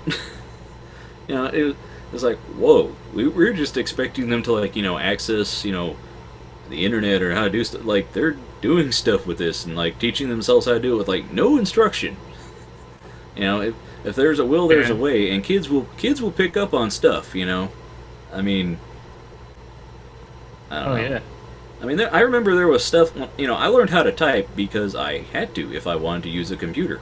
It's like I just had one, and I didn't take any typing classes. It's just I needed to type well, so I learned to type well. And it's like, and now there's stuff where it's like, oh, I had to learn to use, a smartphone. I had to learn to use this or that, and I like to pick up on stuff. But like, if you're a young kid and there's some technology around, like check YouTube for tutorials on how to do stuff. It's a lot of pre-teen kids going, okay, so today I'm going to show you how to set up a server. Oh my gosh. And I don't know. I hate to be that guy who complains about the kids, but when I hear a voice like that and they're trying to teach me something, it's like, all right, can you just write this tutorial out and point me to a website? Because I don't know. I mean, that's why a lot of that's why some tutorials on YouTube, a lot of them will have just text, because it's the person speaking, who's doing it is a little kid and they're trying to hide it, and that's more annoying to me, I guess. But it's still like, I don't want to consider myself an old man, but it's like if it's something where I'm trying to get some information on it, I don't want to hear a voice that's like that just feels insulting to me. I don't know. Yeah. Well, what do you think about? I guess you could consider it more of a stereotype, but what do you think about? The impression that the main thing as far as technology wise that kids seem like they're the best with these days. It's a big thing. Is like the whole hacking movement. Do you think, in general, kids are like really good with hacking nowadays? Or do you think that's just like a stereotype? Well, it for one, like, war games had Matthew Broderick in the 80s. Yeah. It's been an idea of, these young kid hackers, they can get in. This is Unix, I know this. Stuff like that. It's a bit of a play on, granted, there are like 17 and 19-year-old kids that have, been convicted of hacking into or releasing, like, what was it, the Heartbleed thing, I think they said was from some hacker kid that sold it to somebody. Kids figure this stuff out, and there are kids that are like that. The problem is a lot of people think they're like that. A lot of people, they kind of overestimate their abilities, and there's a lot of people, especially now that we have things like Anonymous, where a lot of people... I was going to ask about that. What do you think the demographic on that is as far as age ranges and like the size? Do you think most of the people that get stuff done there is like a few key people, or do you think it's everyone's just like really that good and it's just a bunch of kids? Well, the thing is, like, with movements where you can buy a Guy Fawkes mask, and it's just like we were talking about before with Tumblr and people that like, I have a mission now. This is what I'm going to use for my identity, and so there's a lot of people, I'm sure, that they're like, oh, we're part of Anonymous, and it's like, well, I'm sure you are, but the guy that's actually hacking into a certain officials' cell phones are getting like video evidence of like, here's what happened and here's the information that got leaked. Those people are, and I don't know what the demographics are of how many people are, but I'm sure a lot of, I'm sure there's a good percentage that it's just people who want to be part of a movement, just like with anything else. When any other cause comes up, suddenly a website springs up and people are identifying, like if you've been on Twitter for a long enough time, every time there's some military conflict in some country or somebody that needs supporting, suddenly everybody is, changing their icon or using a hashtag for a while, and that's their level of support. And it's like, yeah, you just, it's what people do. It's human nature to some degree. Well, they said that, I guess with Anonymous, just by wanting to be a part of Anonymous, you're part of Anonymous, so.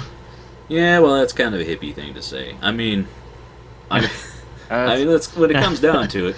Although I do like that Stephen Colbert report where he was saying, okay, so this one, elected official saw Anonymous and he said, hey, he's like, that thing is a hornet's nest. I'm going to stick my penis in there.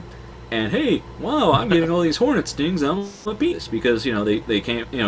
He was like, oh, they're thugs or this or that, and then all of a sudden they leaked all this stuff about him, and it's like, like, on some level, don't stir the hornet's nest. Don't go out and say, hey, hackers do this or that. But on the other hand, I don't condone malicious behavior towards anybody, even if you think that people think they deserve it. It's like, bad vibes and behavior. You're referring to from their anybody. Politics. Well, I'm saying, as far as because they're really anti people that hate gays, and they hate the Scientology or whatever. I know that. Well, I think if your motives are to to help some people, like, their motives are to help the downtrodden, or like the people that are like, was it Anonymous was very big in the whole Michael Brown situation of like leaking the name of the officer and other things, or they threatened to, I guess. Yeah, it's just I don't know. The thing is, with stuff like that, I can understand your motives are wanting to be good, but a lot of oh, hey, here's a fire, let's pour some gasoline on it. It's like, you want to be smart about how you do things, because it's like, hey, here's there's a situation, if somebody decides to leak something, all of a sudden, hey, like there have been cases where people, a person got wrongly identified, and then like they're getting thousands of death threats, or their houses get might they have to leave their house because they're worried about being it's like use your best caution, and like even if you stand for a just cause, inciting mob retaliation on anybody is not a good thing, in my opinion. I don't think the mob has never done anything good, or unless you agree that lynching is a good idea. So, it's like let's try. I agree with being smart about how you do things. So, well, I wouldn't want to defend the mob, but usually the main thing with the mob is I heard that you hear the defense with the mob is the mob only goes after other mobs. I don't know. That's a whole other argument. So, but anyway, the main thing with me with Anonymous is what I was gonna say is it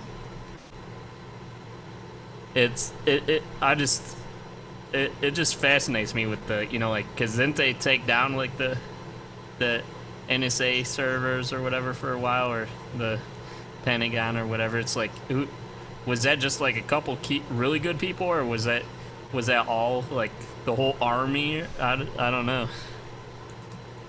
I don't quite know the situation with that. So, I mean, taking servers down, that's not a very hard thing to do to some degree.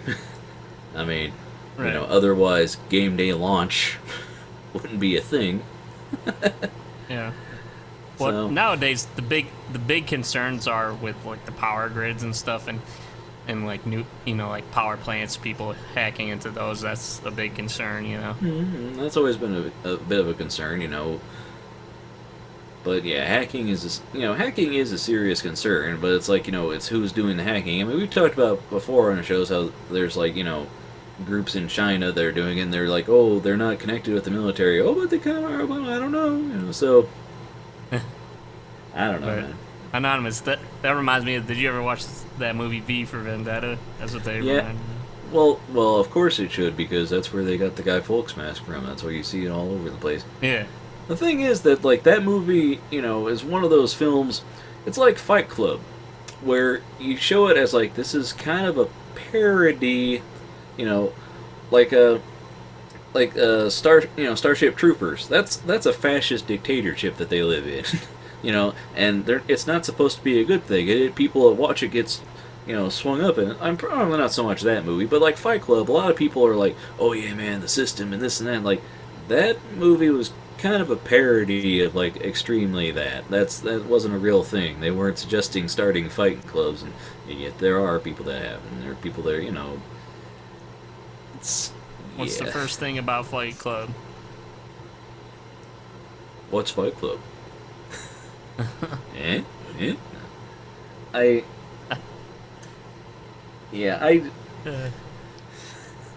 But yeah, V from Vendetta, it's like they showed the character torturing a person to get them to get the idea of, oh, see, this is what the system does to you. It's like, no, he tortured you and kept you in prison for all that time to try and teach you a message. It doesn't matter. So Right. I don't know, man. So Well, man, Yeah. what's going on with your with Dougie, man? I don't know. Almost haven't 10. heard from. Almost. It's after 10 here. Or So are you gonna try to text him or something, or? I don't know. I don't know what he was doing. So, I mean, if you'd like to entertain the audience, I'll go shuffle off and do Okay. that. I'll try to entertain. Yeah, entertain. Actually, I'll talk about. I watched the full series of or the full season of that Silicon Valley by the Mike Judge, which I mean I would overall give it a generally a good review. It was an interesting thing, it's sort of like people say it was sort of like Office Space, but I don't know. It was sort of for me. It was sort of a mix between Big Bang Theory and like like the Facebook movie or whatever. It was sort of like that, because they were. I don't want to have any ruin any spoilers or anything, but it was about a guy that starts up. He makes like an app or whatever, and uh, it's some kind of like huge compression app that was it's like a lossless compression or whatever for files, and there's this one company wants to pay him $10 million up front, and then this other company wants to give him like what it was like a few 100,000 up front, but then they would work with them to potentially make him a lot more money, I guess. And it's an interesting show, I guess. At the end of this season, they end up going to like this one app. I think it's like an app conference or whatever. I forget what you call it, but it. I mean, again, like I said, I don't want to ruin it for anybody, but it was just generally pretty good, I guess. Yeah, some parts Mike were Judge, boring, but some parts were funny. Well, Mike Judge, he's an intelligent guy who does intelligent satire, and he also kind of does like quirky characters. So, like that's what he frames the world that they live in, and then the little points of the things that go on in their life. Like the guy running a startup who he has this thing, and he has to decide if he's going to sell it to somebody or if he's going to take the hit and try and make something. I can see that. That's that's one of the kind of things I could picture him or like a Dilbert kind of situation. Yeah. Well, So- the characters were interesting. Like all the people that they lived in, like this, all the guys that worked together, I guess, lived in the same house. There's the main guy, which is he's like the main character. He's pretty nerdy, and he's kind of like in his own shell or whatever. He needs to get out of his shell, and he's not really good with ladies or anything. And then you have this other guy that's like he's sort of like a Seth Rogen type. He's always vulgar and stuff, and he's sort of like a hippie. He's always smoking pot and stuff like that. It's just sort of like he's one of those guys from Workaholics. And then you have this guy that's some kind of crazy like Satan worshiper or something, and he's doing his own thing. And then you have this one guy that's like he's nerdy, but he's like really technical guy with like networking and security and stuff. And then you have a couple other miscellaneous nerds and stuff in there. And then you have a guy that leaves his other job to be with them, and he's like a pushover type guy totally. And he's just like a, what do you call those guys that you just push around and they do whatever you want, like one of those jockey boys or whatever. I don't know. Like a gopher. Go for coffee, go for dry cleaning. Yeah. Well, he was pretty much supposed to be like their intern guy there, So. Well, I mean, the concern I'd have with a show like that is like, would it become like basically Revenge of the Nerds again?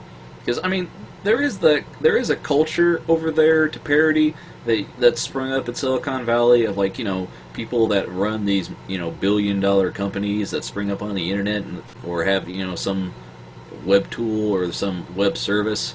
And that can be an interesting thing to look at and a nice area to put in. I mean, like Office Space happened in a time where, I mean, some of the stuff is still going on. They're still downsizing and whatnot, but, the Y2K bit would have to be, like, okay, that happened and it's over, so you can't really do a bit on that.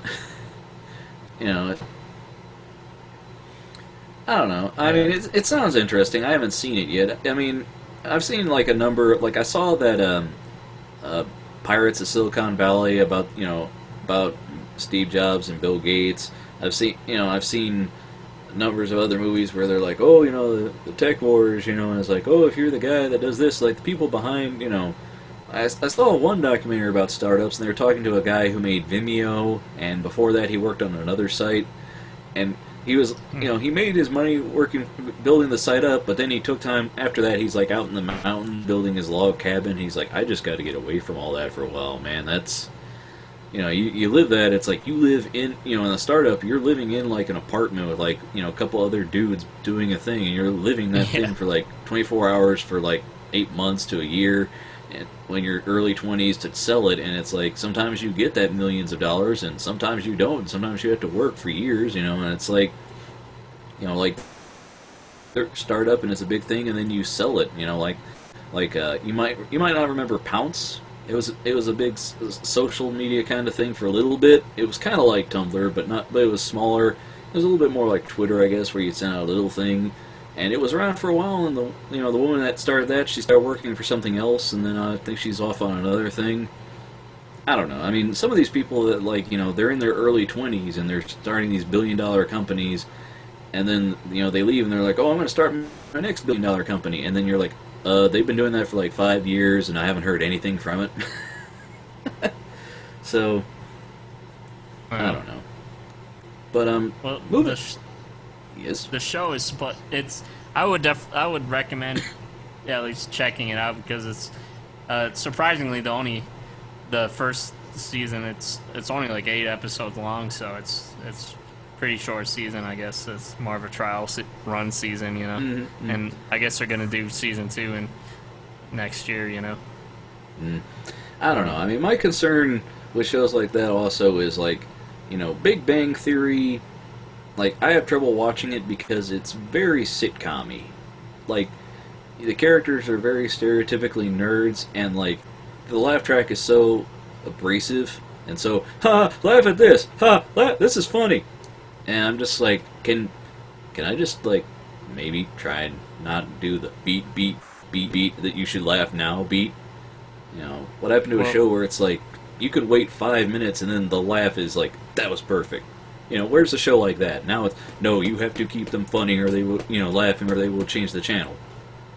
That's TV programming.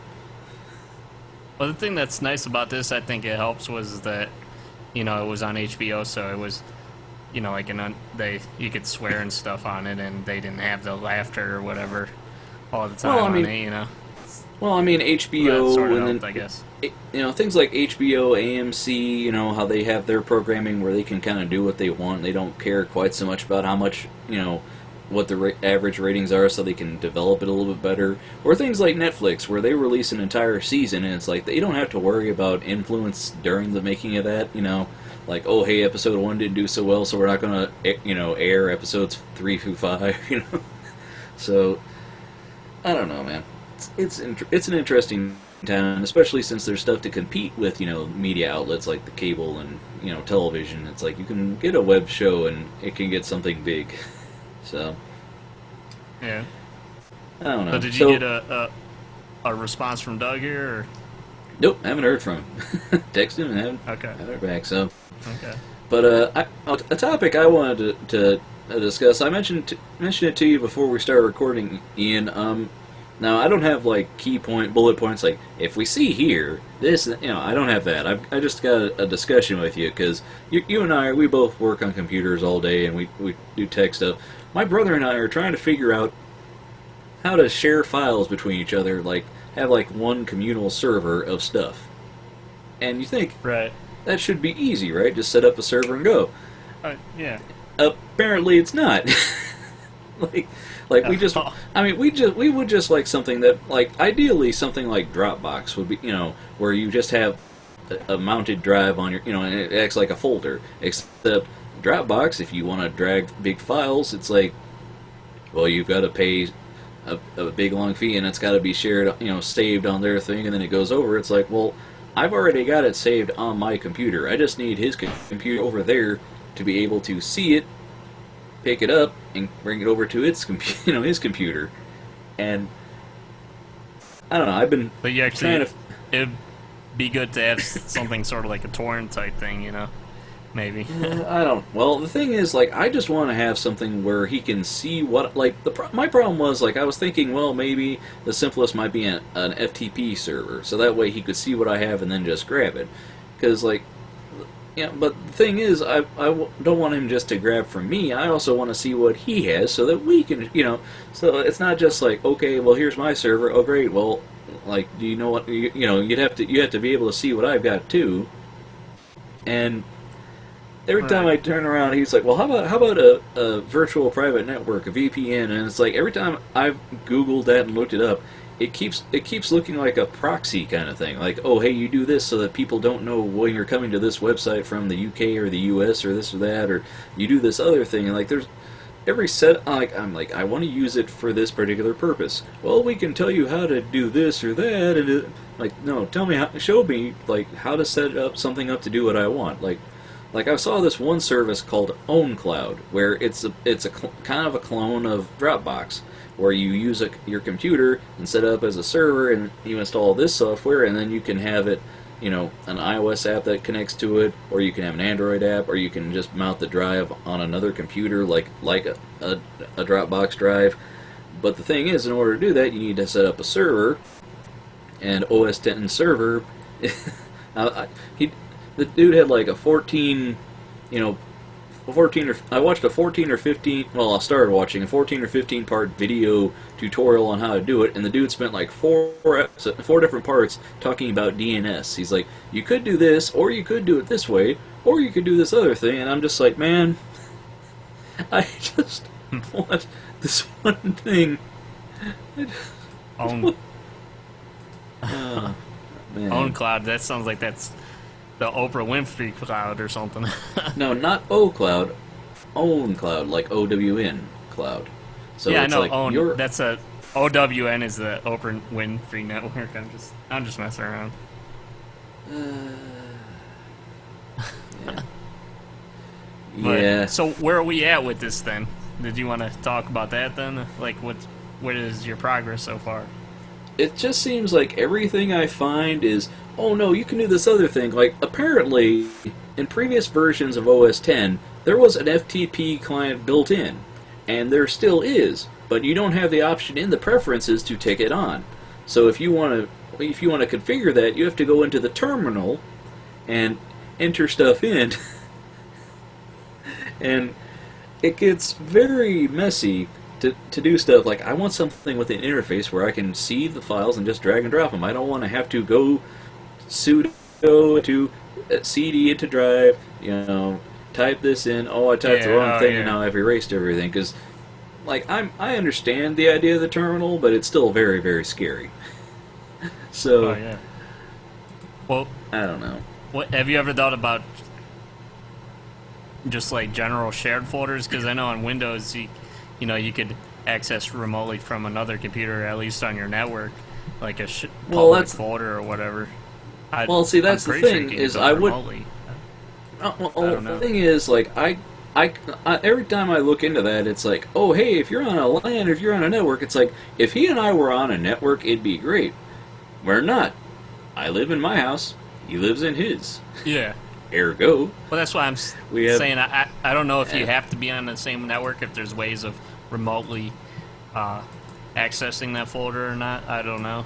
Well, see, my problem is whenever I look into figuring that stuff out, it's like I look into I say, okay, I want to remotely access something, and it's like I really just want to say, point at this folder, this directory, let him see everything in that. And every time I go to one, they're like, oh, this thing, it shares your entire computer with them, so they have, like, sometimes it even gets to where they have to log in as a user, and it's like, well, this isn't what I want. I'm like, you don't want a whole full remote desktop type thing, right? You don't want to. No, I don't want him to log in, and I don't want him to log in and be able to shut my computer down just because. It's like, he doesn't want to do that either. He just wants to be able to see what files I have, and I want to be able to see what files he has, and this should be the simplest thing, and yet, I mean, I found another thing is like, I mean, you get two main factors that cause a problem.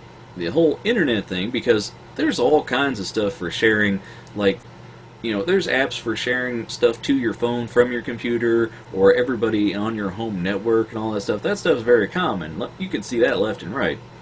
Sharing stuff over the internet, a little bit more complicated. I mean, there are ways to do it, but I could just start, there are ways to just turn on a server, but I also want this to be secure, is my concern. Because if you just flip open a switch and say, hey, this is here now, anybody's going to start coming to it, anybody's going to just start downloading your files. Oh, just heard back from Doug. He's not feeling good. So he says he's got to ditch out because he's not feeling good. So hopefully, we wish Doug the best and hope he can return to a later show. So You can wish him the best. I say pussy. Nah, just oh messing. man. I wish him the best. Well, all right. Get better, Doug. Poor Doug. It's all right. We don't know what he's got. He might just have like the flu or stomach poisoning, or he might just have the green apple spiders. We might never know till he comes on and tells us. It's like So was that like that old guy on the Married with Children where he's like, or Fresh Prince of Bel-Air where he's like, my heart hurts. oh man. But yeah, there's the problem is like when you go to things, it's whenever there's not just a specific, call this out, like this is what I want. Because I'm sitting here going, well, I don't know how I want it to look, and it's like, I mean, I could, like I said, I could set up a server and do own club. It's like I saw a tutorial of a guy setting it up. Well, he had OS 10 server, so you got to get that, and then you've got to deal with, he had to set up all kinds of stuff just to get that running. And I mean, I tried it with a test server, and I got a lot of errors, and don't think I'm going to do it again. With that, it's too involved. I want the easiest thing where I can just tick a thing and have it on. I mean, I've looked on another thing. I mean, the internet is the biggest problem. Trying to bridge the divide between his computer and mine, but also the Mac thing, which Macs they work together, but like there's a lot of Windows stuff, and every time I Google how to do something, there's a guy pulling up like, oh, you gotta do this, but this thing only works on Windows. Or I'll pull up the different versions on Mac, because like I said, it used to have FTP, and you could also host sites on your computer, but without having to buy a copy of OS 10 server. That hasn't been the case since like Leopard or Snow Leopard. But there's no box to tick to do that. It's like now you have to buy servers. I mean, the server's $20 to do that, but it's still an investment in this huge thing where it's like, I don't know if I want to buy a thing to run a huge web server when I just want this one file transfer thing. And I would much rather be able to just hook up a nice tunnel of some kind between my computer and his than use some third-party cloud thing, because then you've got to pay A, a lot of them want to have you subscribe to their service, and then B, a lot of them want you to subscribe for a size, like, oh, if we'll give you 5 gigabytes free. It's like, great. That's great. Yeah. That'll last me a second. That doesn't help my, what I'm trying to do here. So, I don't know. I mean, I've seen. When I was looking up, virtual private networks. I saw one, IVPN, I think is a tool that they were recommending, and that one, there's no trial version of it. The guy says, "Oh, I've got no trial, but if you use it for 60 days and don't like it, I'll give you a full refund." I'm like, that's not the same thing, man. That's not the. If I literally, if I tick, I don't want to pay you right now, the program closes. That's not the. I can't do that. And then if you go to that website, it also it stopped. It had issues with Snow Leopard, and now it's got issues with Maverick. So it's like, oh, there's a patch to fix that. And there's just a number of things where it's like, oh, see, they still have the server technology. Basically, when you buy server, OS 10 server, it activates certain things like FTP and file sharing and web server and a number of other things in your computer that and gives it a front face. So you can go into the terminal and activate a lot of this stuff, but you don't want to. Oh man. Well, so you can share your thoughts. I'm a little hoarse. Go ahead and share your thoughts on it. I've talked too much. Okay. Well, what I was going to ask is, it was a question, so it sort of requires some input from your side again, but I don't know, it's kind of funny, one of the things that you need now is one of the things that nobody uses anymore that might actually be beneficial to you is that I remember that good old LimeWire back in the day, which, everybody uses for pirating, but that type, I believe back in the day, you could have like a shared folder, and then like you could either do public or private, where you could see like everything in the folder and you could share stuff. But I think that was more of like you each had your own folder of sharing stuff, so But I mean, it would be beneficial in the fact that he could download from your folder and you could download from his. But and like I said, you could do private or public. But again, that's the issue of security with that. I don't know how well that would have been back in the day, and you could probably still download LimeWire, but I'm sure it's. I wouldn't recommend using it at all because that's like the worst thing to use now because you just get it's just a red viruses on flag. it. It's just a red flag thing. It's like you don't want to, you don't want to use that because the people that are using it now are what you're going to find there. So it's Well, plus, people that pirate don't even use that because you give so many viruses on there, Well, I mean, plus it's like I don't need something that shares with a million people. I need something that basically, I need to be able to do like a home network with somebody that's not in my home. That's my big, I was looking into doing an FTP server, and here's a link for one that I was trying. It's basically a Cocoa front end free BSD secure server, and I tried it. And it's like, it's got all these options where you can take if you want anonymous users or not. You can make virtual. You can basically, like create like a login account for whoever you want to access it, and then say, okay, so bring this folder here and let them see this folder and this folder. And it looked all nice and and manageable, except when I tried to connect to it with FileZilla, couldn't connect. Or at least I think it acted like it was connected, but it didn't see anything. And I was like, that's not right. I tried CyberDuck. Did the same problem. And I was Googling it to, the last update for it I think was in like 2012 or something. And when I Googled it, it's like, there's an exploit of some of it. And it's like, well, I haven't heard any updates about this, from this program that aren't from a couple years ago. It's like, I don't know. Don't know. So Then I found this other program. Well, I found the version of it on the Mac App Store, and their website, they have the Mac version on their website as well, but all the screenshots I keep finding are from the Windows version. It's what's the name of it? Easy File Sharing Web Server, I think is what they call it, where it looks like a web form. In fact, the Windows version has a built-in forum. So you can post about stuff, and then you can set what directories you want to show up on it and everything. And there's the Mac version. It's funny, I got it to work just for testing to see what it did, but the free version is like it runs for an hour, and then if you want to use at a time consecutively, so it'll run for an hour and then go down. So if you have big files, it's like that require a long time to download.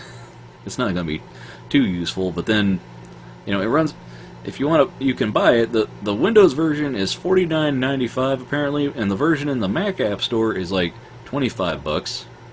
But it doesn't have the. It's funny, it doesn't have the forum that this one does, even though it's basically styled like a BB, PHP BB, or it looks like that kind of a forum. So I don't know.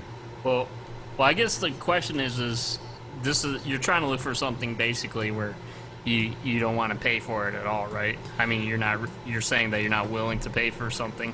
Well, I mean, I would if there was a reason for it, like if it's A, affordable, and B, secure. Like I don't want to pay for something to subscription. Like I looked into like Polkcast, I think is the name of it, but like and like was it Hamachi by Login? And it's like those kind of things. Every time I see something, they're like, "Oh, you sign in for our service," and then they keep trying to upsell you on something, and I'm like, "Well, if they're constantly saying upgrade your membership to something," I'm like, that must mean that what you get with the free thing isn't worth it. It's like there's going to be some kind of limit, and it's like I already have a computer that's already connected to the internet. I just want a person to be able to go through it, and I want to be able to do the same. It's like I don't see what thing is like, I don't need to pay a subscription to some, pay somebody a fee for no other reason. Like if it's a thing of software that makes it clean and secure and fast, and easy to use, I would pay for that as long as it was like, $25 or maybe even up to a certain thing. I'm not going to pay Photoshop prices for this kind of feature. It's like, no, I mean, come on. I mean, it's like, I looked at things like, my brother stores stuff on external hard drives a lot, so I talked to him about Pogo Plug, which it's kind of sets up your own personal, it's basically kind of like a server where you plug about it. That cloud in a box or whatever? Well, I mean, they make them like that. You can also just buy the plug and plug it into your external hard drives, and then it treats it like a server and serves them out. But my issue is I'd really like to be able to find something that we could have just shared between us. So I don't, it doesn't have to be directly pointed at my folder directory, and doesn't have to be directly pointed at his, because that sounds like we'd have to manage two of them. Okay, you go to my server, I go to yours. That just sounds complicated. We both want to be drawing from the same library of stuff. So. Well, yeah, I understand that, but if you both want to have the same folder at the same time, I mean, who's gonna? You're saying you don't mind being the host of that? Would that be because it's got to be physically somewhere? I mean, is it mainly on his all the time, or on yours all the time, or what? Well, I mean, I've mentioned before that I recently ordered a 6 terabyte drive, so I don't mind being the main host as long as I can see what he's bringing in, because I don't know, it's very easy. It's very easy when you're reading, things to get into something that's overcomplicated, and they keep telling you to do all these different things. It's the simplest thing is what I want. The simplest that I can make it do how I want it. So yeah. Well, with the scenario like that, I mean, in general, I myself, I'd like to get one of those those Drobos or whatever, because it'd be nice to have storage where you don't need that you can access from anywhere, where you don't need to keep your computer running 24/7 for it, Well, I keep my computer up that long anyway, really. I mean, yeah, but I mean, it would be nice to where if your computer has some hiccups or whatever, that your files can still be online for him, and for you if you need to. If you have a problem with your computer and you need to be on your other computer, you just access it from the network then. I don't know, man. It's just, it's kind of like an inverse of when we were growing up. We had we had the house collection of CDs. So it's I would buy CDs and he'd buy CDs. And when he moved away, it'd be okay, this is the stuff I had. Oh, I bought this. You bought that. No, this is my copy. But then once iTunes and all that stuff came into the picture, and it became okay, I've got this CD. Well, hey, I'm sure back in the day, it used to be oh, you'd tape an album and trade. It's oh, I got this. I'll tape it for you. And now it's and then for a while it was burn CDs of a thing. Now it's well, you don't even need to burn it. There's no. It's here, just let me, oop, I got it. It's, I don't know. Well, actually, now that I think about it, that might be one of the things that you might be able to thank piracy for ruining, is the fact that you can't just find a basic file sharing thing, where a lot of those LimeWire and Kazaa, that might have been good for you back in the day, but because those were made for a legitimate purpose, to be able to share files between people. It was file sharing, but now everything's just torrents and stuff, Well, Napster and LimeWire, those started as kids in college dorms, wanting to share the network thing, and you have to be careful when you're sharing a network connection, because I knew people that when they would connect to LimeWire and Kazaa and stuff like that, they would go in to the guy's directory and leave a little note hey man, guess what, your directory is open. It's you should probably put secure that, and it's, I don't know, man. Well, let's be real here for a sec, though. At the same time, it's some would argue that it's a good thing that you can't share those files and CDs and stuff. Then you should have to buy those. Well, yeah, but we've talked about this before on the show, where you're trying to force a stalemate where, you know, there was the gatekeeper situation when you could only get music on a CD or a tape. And, you know, or you listen to the radio, or you just didn't listen to music. And now, you know, if you like a song, you know, you don't have, like, you can have one physical copy of it, and it goes out to millions of people. So the gatekeepers are upset, and they want to lock that technology away and say, oh, this behavior shouldn't be accessible. It's like, well, you know, like when VCRs came out, and people were like, oh, you can't film TV, how are the people that run the TV going to be making money? It's like, well, if you put it out there for people to watch, why can't people record what's put out there and watch it when they want to watch it? Why should they be forced to only see it at a certain time? And right. we're seeing that now with, like, you know, a guy I follow on Twitter, he was complaining about Sesame Street because they pulled all the Sesame Street off of Netflix because now they have their own website and the subscription service that they want you to use. Oh, except he doesn't like the subscription service. It doesn't work properly the way he wants it. He's like, there's not even an app for it. He's like, who just has a site in this thing and they don't have like an app that you can just pull up on his phone or his iPad for his kid and let him watch their shows? It's like, no, they pull something away and then it's like, well, you know, here you can access it through this thing. It's like they're, you know, everyone's pulling off their own little subscription thing or how they think they're going to make it available, and I don't know, man. It's like path of least resistance, you know. Like when I go to YouTube and they're charging like $3 for an episode of a TV show, and it's like, really, that show that's on TV right now for nothing? You're you know.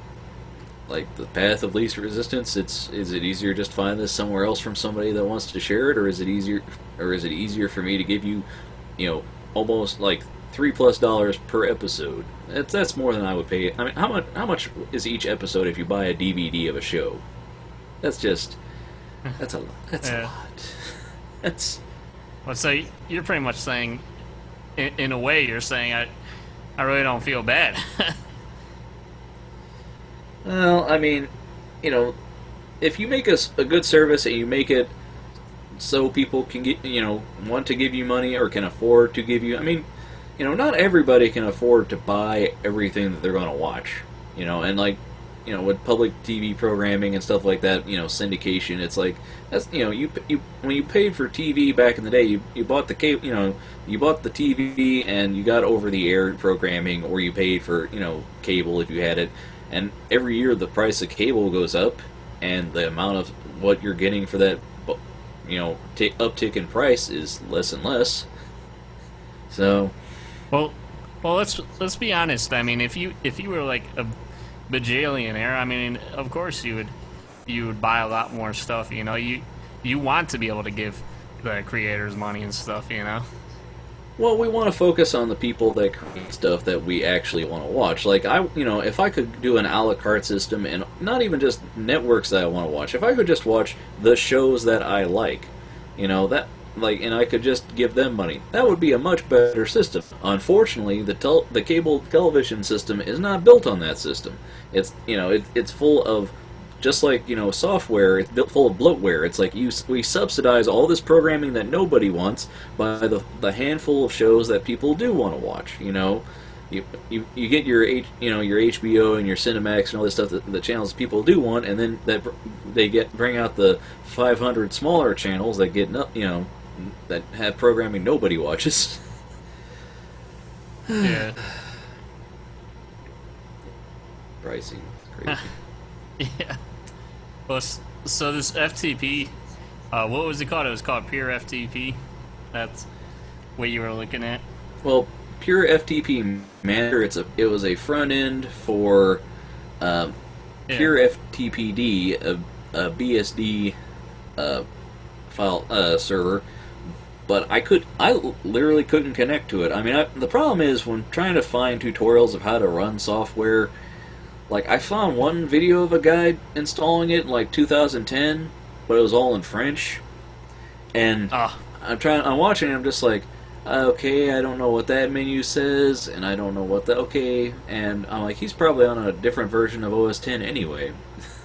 So, and then whenever I try to watch virtual private network tutorials, it always ends up with them going to a VNC client and connecting to another desktop somewhere, and I'm like, that doesn't show me how to install any of this stuff. This doesn't show me the thing I need. Yeah, oh, I've heard of those though. Like you mentioned tunnel, I think they do have like they're called VPN tunnels or whatever. Yeah, there's that. There's, I mean, you can tunnel in with SSH and stuff like that. And, you know, there's, you know, you can just VNC into things and give a person, you know, on an account on, you know, into another account onto your computer and all that stuff. But that's not what I want to do. We don't do that. Yeah. We just want, you know, I mean, it's a good thing that we live in the age of Dropbox and services where it's possible to do this. It's just configuring it and getting the front end for this. I don't know. I mean, because I like the look of that, the easy file sharing web server app, even though it does look like a forum, so it kind of makes me a little concerned about how secure the program itself is. But I mean, you know, it's interesting. I just, you know, like I fired it up with my brother to see if he could, you know, access it, and he's like, okay. I have, if you could set the user to either just read only or to upload stuff too. And he tried it out, and he was like, he's like, so how do you see what I have? Do I have to set something up like this on my end too? And it's like, oh, maybe. I don't know. I'm like, that's more complicated. I'm like, and he's like, well, how about you keep saying, oh, look into, you know, VPN. It's like, well, I'm like, you look into it and come back to me, man, because I'm not seeing a tutorial that tells me anything. Everyone's like, oh, if you want to access, you know, BBC's iPlayer and you want them to think you're in the, you know, the UK, it's like, that's not what I'm trying to do.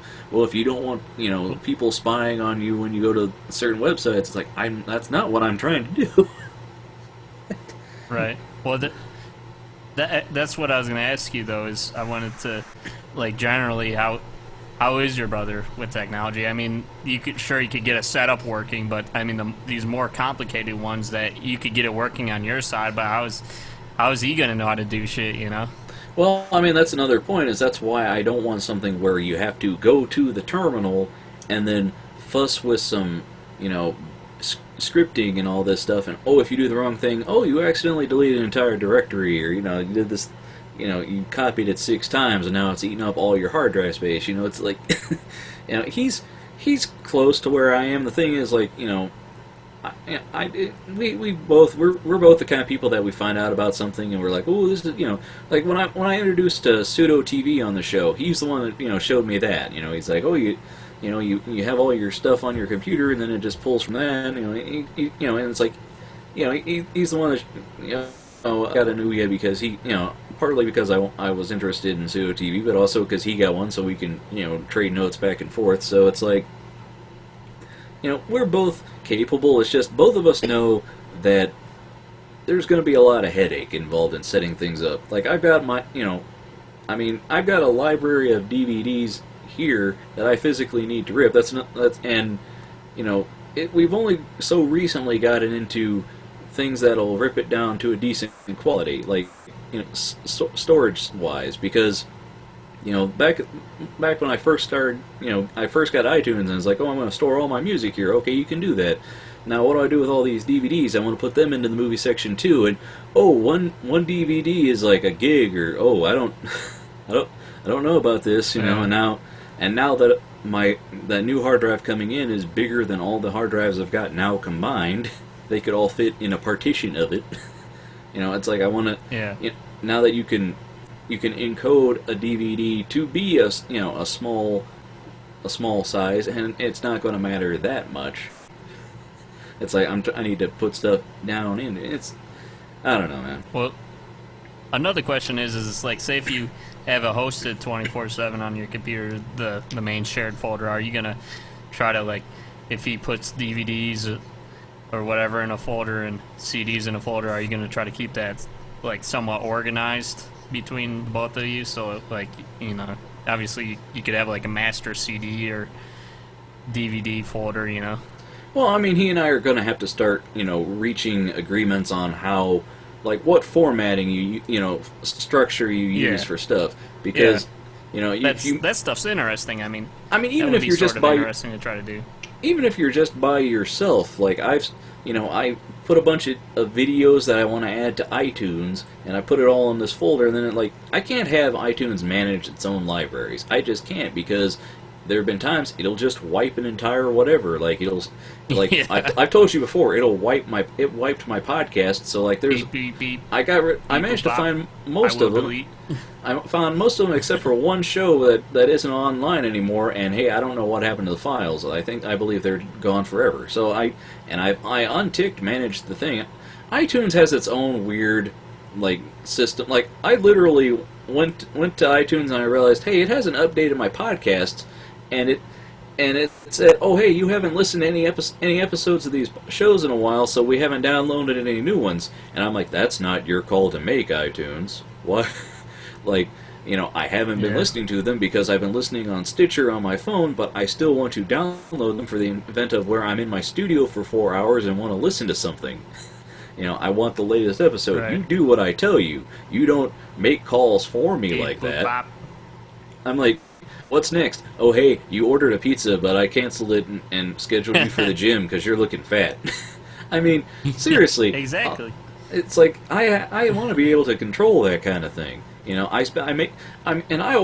Every iteration of iOS for my phone, I get into an argument with it because they wanted to separate your music from your podcast. They made a separate app for podcasts, and it's infuriating because you can't navigate the thing. It wants to store everything local on your device, which is stupid, man, because I listen to an insane number of podcasts. I save those on my desktop and want to use home sharing, which for the last 2 years has been buggy anyway, because even though it's in the house, it's on the network, it can see it.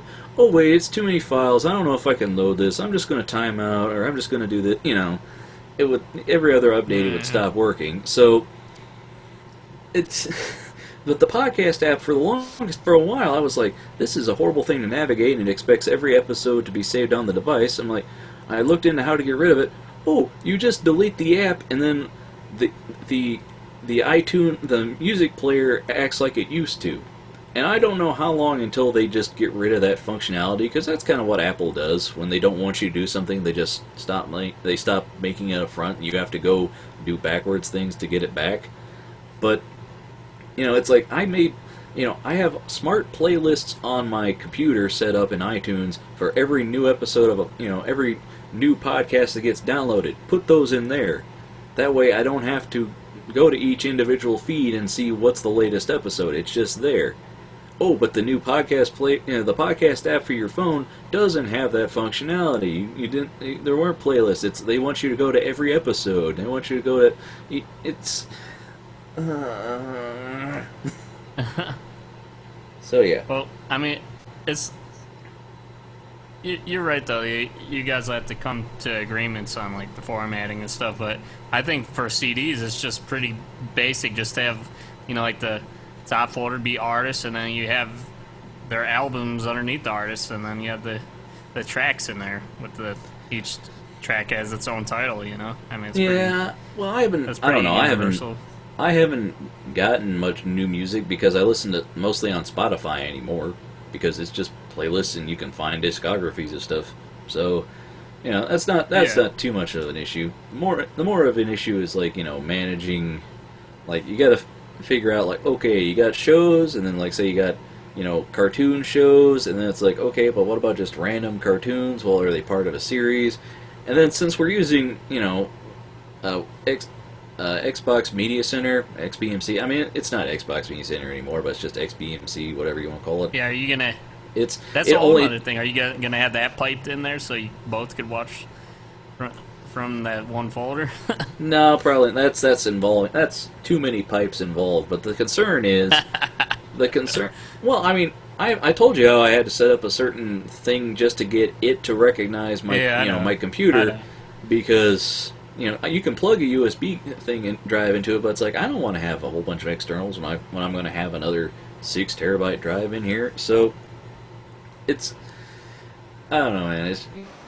Like it. The thing is with that, it's like tagging files. It's like I want to just, that media player. It should just be able to say if I want to watch a video, just bring in the video. But when you bring in video, it wants to tag it to recognize it as something. And if it's not if it's not a movie that's in the database or a TV show it recognizes, I really would like to have a pseudo TV channel built on just the bonus content on DVDs, like the commentary tracks and featurettes and stuff like that, behind the scenes. Except, how do you scrape that into this media center? How do you get it so it knows what this is? It doesn't know what it's funny because it'll like pull in the album cover art and all this stuff from a movie, but then it's like, well, what about the featurette that's on that movie? I don't know about that. That's just a thing, man. I don't. It's like, come on, Some computer. People will tag like they'll have. Go ahead. I was like, come on, computer. You're smarter than that. You know what this is. You're aware of the DVD that this was on. I don't know. Well, again, it depends on like what you're able to deal with too, as far as like how unorganized your folders are. It's whatever you put up with, I guess. I mean, some people, they'll put in full descriptions of each TV episode, like like where you have on cable or whatever. They have a description for that episode and the date and stuff. I don't know. My brother recommended this program called FileBot. That it goes to, there's a number of sources it'll pull from, like IMDb or a couple other like TV show ones, and it'll let you tag each episode, and then you can set the format of it too, because do you want everything to say season 1 episode 1, or do you want to just say 01/03, or how do you want it to be format, like, especially what do you do if there's a show and then they have a special outside of the show, if they have a mini movie, like that TV show Kolchak from the 70s that I would watch. They had 2 movies before they had the show. Do those get in the same? Would you put those in the same folder as the TV show, or would you have that in the movies folder under that series, and then you've got another thing? But then you got to remember, there's these here, Yes, or like the Dragon Ball Z show. They had like tons of movies they did. For those, I just put them in the movies folder. I didn't care, but me personally, as far as like the naming convention, I just like the season 1 episode, whatever. That's good universal thing, I guess. I don't know, man. I don't know. I mean, you want to hear something fun? I've been using a program to merge files, to manage. Oh yeah, you're talking about that, yeah.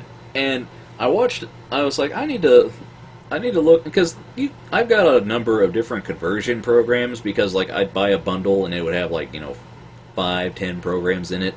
And so I've got a number of different programs that will convert files down, so like, oh, this is set for Apple TV specifics, or this is set for your iPhone, or your, or like working on your iPad, or like for Android or whatever, And this one converter I've got, it works good for merging files down. So if you got videos in parts, or like if you have a bunch of episodes and you want to put it all in one file, or if for some reason you've got a show and it's missing the intro theme, for some reason you can just take a copy of that and put it together. So I was curious about how to use this program, and I want to make sure, like, am I formatting this stuff right? I don't know.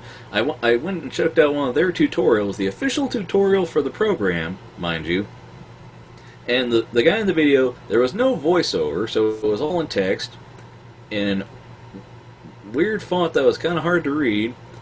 It didn't stand out. It was like pink here and green there, And they were using an unregistered copy of their own program, I guess to show what it's like if you're, just testing the program out. And it had sad piano music behind it, and I was like, am I being trolled? Is this? I mean, this like just a YouTube video that just someone. I'm like, are they intentionally making like this, or do they just like all their videos just happen to look like this? And I watched the Windows version, the demo for that, and the I mean, the thing that threw me like in the beginning was that they would have like the glitter sparkly effect that you get in like iMovie, you know, of like fairy sparkles, and then the title of the company, and then like a little mini explosion and stuff like that. I'm just like, is this a real website? Like, you know, did they hire somebody to do this, or did they somebody in their fan community, you know, make the videos for them? And the Windows version, the desktop has a desktop that they show in the video is the screensaver is a guy. I mean, not the screensaver. The desktop wallpaper is a guy farting a rainbow. That is, and I'm just sitting there going, it's a guy farting a rainbow. This is in the video for like we're. I mean, and that's the point where I just stand up and go, good show, sir. I don't know if, like, they had a whole bunch, like probably over 100 videos like this. So there, I was like, this company, man, that's great. They had videos on how to get around DRM. I'm like, is that really a thing you should be specifically making videos directed to? I don't. Yeah. Well, I'm telling you though, man, I would say the best free program for video and conversions I've ever came upon was probably the Format Factory, because I mean you do video, audio, images. It has a special conversions like the audio and video splitters and the joiners, and then you could convert from DVD, CD, like the VOB files, you know, like the chapter files. There's like, you know, where you rip it straight from the DVD, and it's got those weird video format files. I don't know. I've got a lot of different video programs. I can show you. I think I might have linked them in previous episodes, but I'll talk to you about those off here. I mean, the thing is, I don't want to mention the name of the company that I saw these videos from, because, you know, I don't want to poke fun at them, because I actually really like their program. It's very well done, and, you know, the videos are, you know, helpful, and it's like, I just found them so amusing on a level of, I don't, you know what I mean? Yeah, I'll have to check those out. But the reason I like Format Factory is because it's like an all-in-one. You know, both me and you, we love things that's just like all-in-one interface. You know, where if you try to go and look for the things that do the individual purposes, like an AVI to MP4 converter, you know, if you Google those will, most of the time, it's like some shareware thing with tons of adware on it, you know. Oh, you know what I love is whenever you download a thing, and they keep talking it up, and it's like, oh, download it, free download, and it's like it's like, oh, but this is a time trial, and you can only open it 15 times, and the video can only be like under 100 frames, and you're just like, thanks for telling me this after I downloaded it, rather than on your page beforehand. Like, I mean, I don't know. Yeah, man. And then you try to venture around, and it's a good adventure trying to actually find the actual download link, and when you try to hit the giant download button, oh wait, that was a trap. Yeah, that was an ad. I love that when you go to a site and there's like 4 download animated GIFs pointing at a button, and you're just like, really? What do I do? This is a sign that, you know, you don't care if I actually get your file, and you're not really relying on me using it. You're more reliant on, you know, somebody clicking something and it getting back to you. Yeah. I don't know. It's funny. It's funny as a Mac guy. Whenever I get the emails going, "Oh, your Windows is infected," and I'm just like, "Really? That's cute." I never want to, you know. Yeah. I could be the snarky guy and email them back and say, "Oh, guess what? I don't have Windows," or, you know, I don't ever want to be that guy, because for one, I don't want this person to ever know that there's a live person at this email address, and I never want them to know, because then I'll be getting the Mac version of, you know, oh, your OS 10 is infected. Yeah, shut up. My favorite is your Windows is infected when you're on your phone. Yep. Oh man. But I mean, we could go into crazy tangents with all that bull crap, man.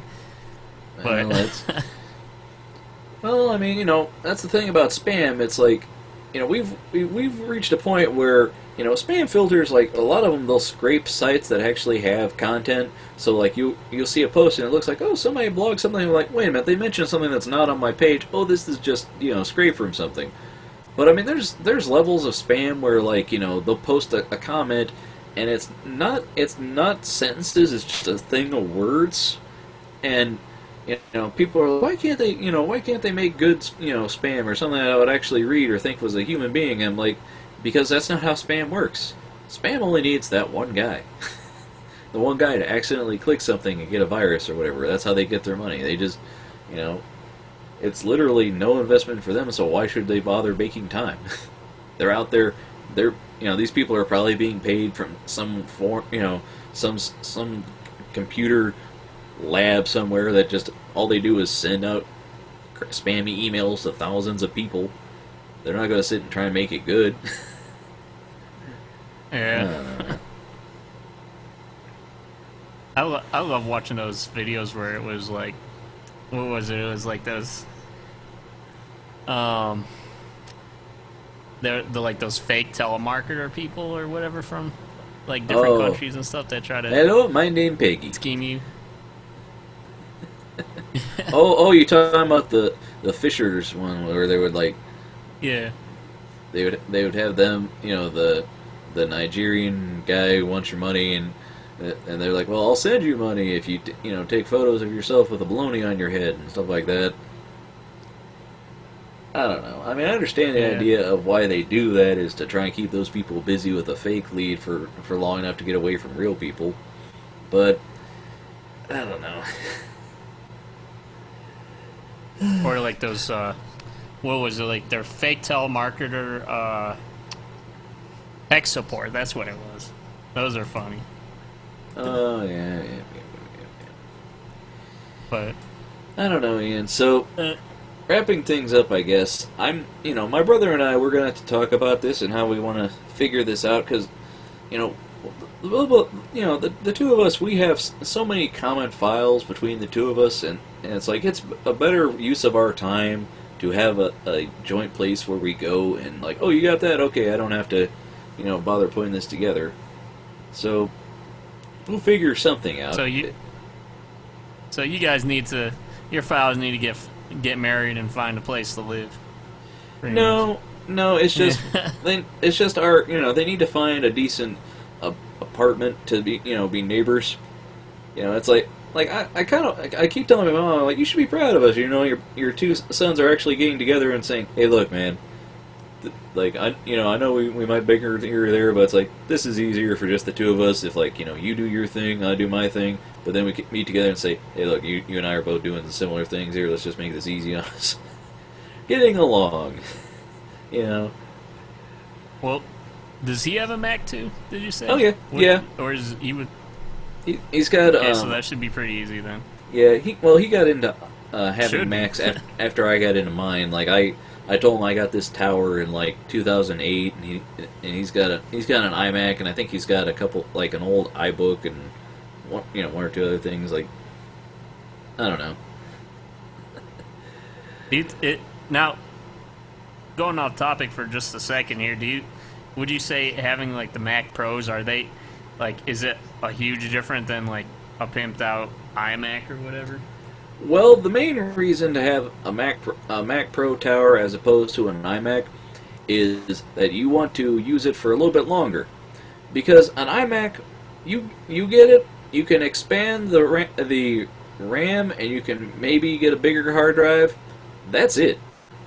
And with a Mac Pro, you can put 4 hard drives in it, and you can, I don't know what the max size of RAM is, but you only in iMacs you only get 2 sticks, I think. Versus, I could get up to like 64 gigabytes on mine. So, it's upgradability and able, if you have, I mean, the iMacs are basically the same innards as a MacBook Pro. So it's just the bigger screen, and it's built in a thing. They're similar now. Like, I used to have a Windows a laptop, and it was It was a Dell Inspiron, and those are now a desktop line, and they're all mostly built in the screen. You know, it's like the monitor is the thing built. They're similar to the iMac. You know, it's like it's all you get a screen with a computer in it. Versus the tower, you can plug a lot of different things in and expand it a little bit longer. I think it has a longer life. I mean, it depends on what kind of money you have to budget. Like, I was originally thinking about getting an iMac because I also wanted to get software at the time, and my mom was like, well, how about I'll help you pay for the software right now and you can pay me back if you get the machine you want. And I'm like, well, it is an investment. Like, I'd rather buy the computer and expect it to last me a good, like, 10 years or so, more so than, you know, something that'll last 5. So. Right. Well, throughout my journey of owning computers and stuff, I've come to appreciate the upgradability in it, and I'm just from now on I'm just staying away from, you know, like the proprietary stuff like the Dells, the HPs aren't too bad, but still, you know, like, you know what I'm talking about, like the little, like the micro ATX form factor computers where it's like, yeah, you can only put 2 sticks of RAM in it, and you know, you can only put like 1 or 2 hard drives in there. Well, you get those. They're meant to be space savers. Well, yeah, but I mean, you get those. You get them for a particular reason. Like, you know, just like you would get a Mac Mini, you would get that to be a little miniature server. You know, a miniature version of the Mac Pro. You know, you get that so it does a thing, and you shove it under your TV, and you never look at it, but it does its thing, and you can VNC into it. You know, it's meant. You know, you get those things. Like, I would never buy like a one of those little microcomputers for an insane amount of money. I would get one. If I would get one of those, I would get the cheapest one to do a whole bunch of little things and shove it away somewhere. Yeah. I mean, you know, people do that with the Mac Mini. There's I think there's the company name is Mac Stadium, where you can either rent or buy or provide your own Mac Mini, and they have just a server system set up where like they just house all your little Mac Minis, or you can rent one or provide your own or buy one from them. So it's like just like actual server mounts, except they're all just these little Mac Minis. It's like that's right. That's an awesome affordable little thing to do in that weird little environment versus having the huge server rack things.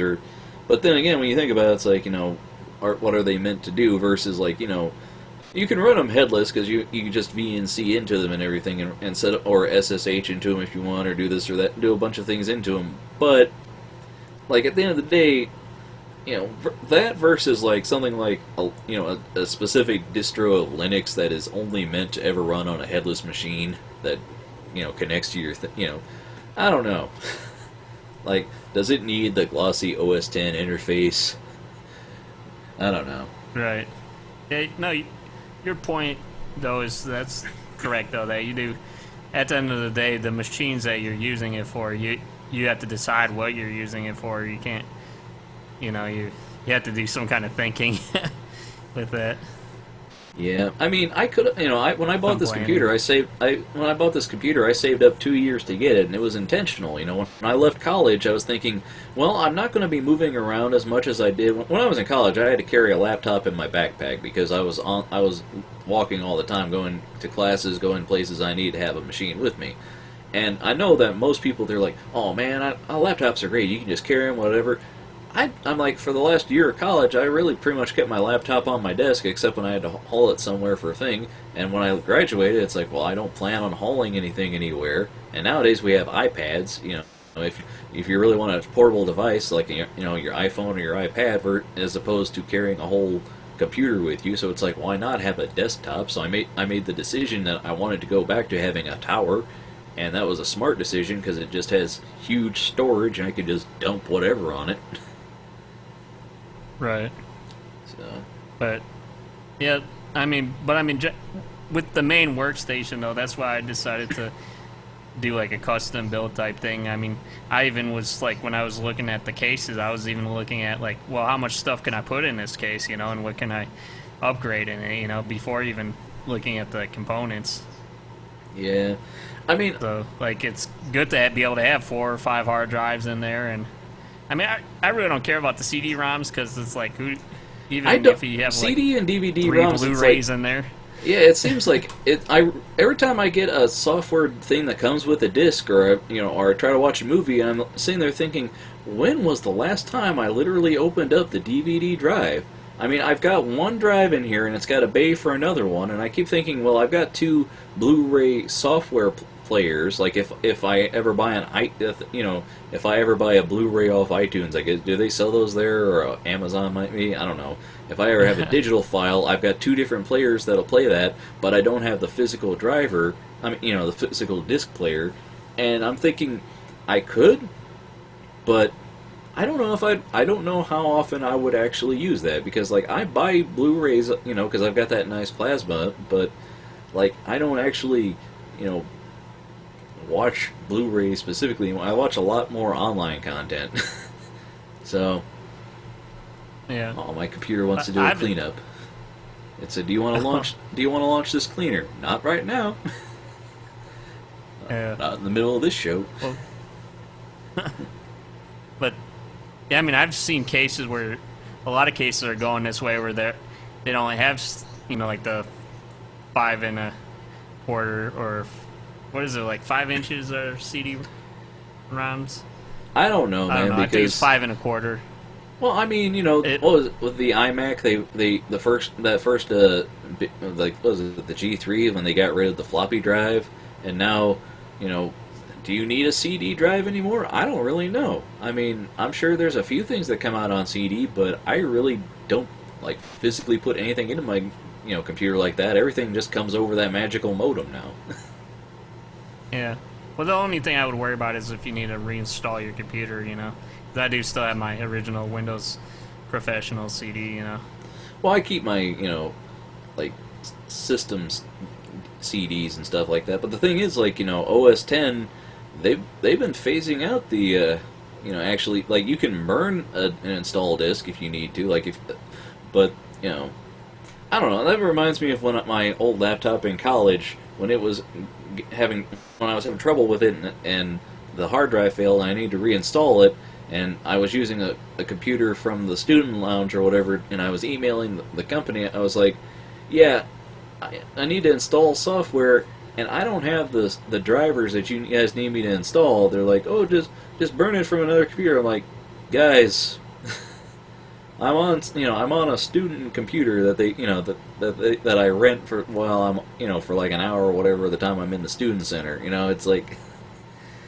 and they were like, oh, they kept pointing me to all these links and all this stuff, and it's like, I'm like, look here, I'm going to burn discs that I need, but don't be sending me to a place to tell me to burn something that doesn't work. And then it's like, you're not really understanding my situation, where I'm coming from with this.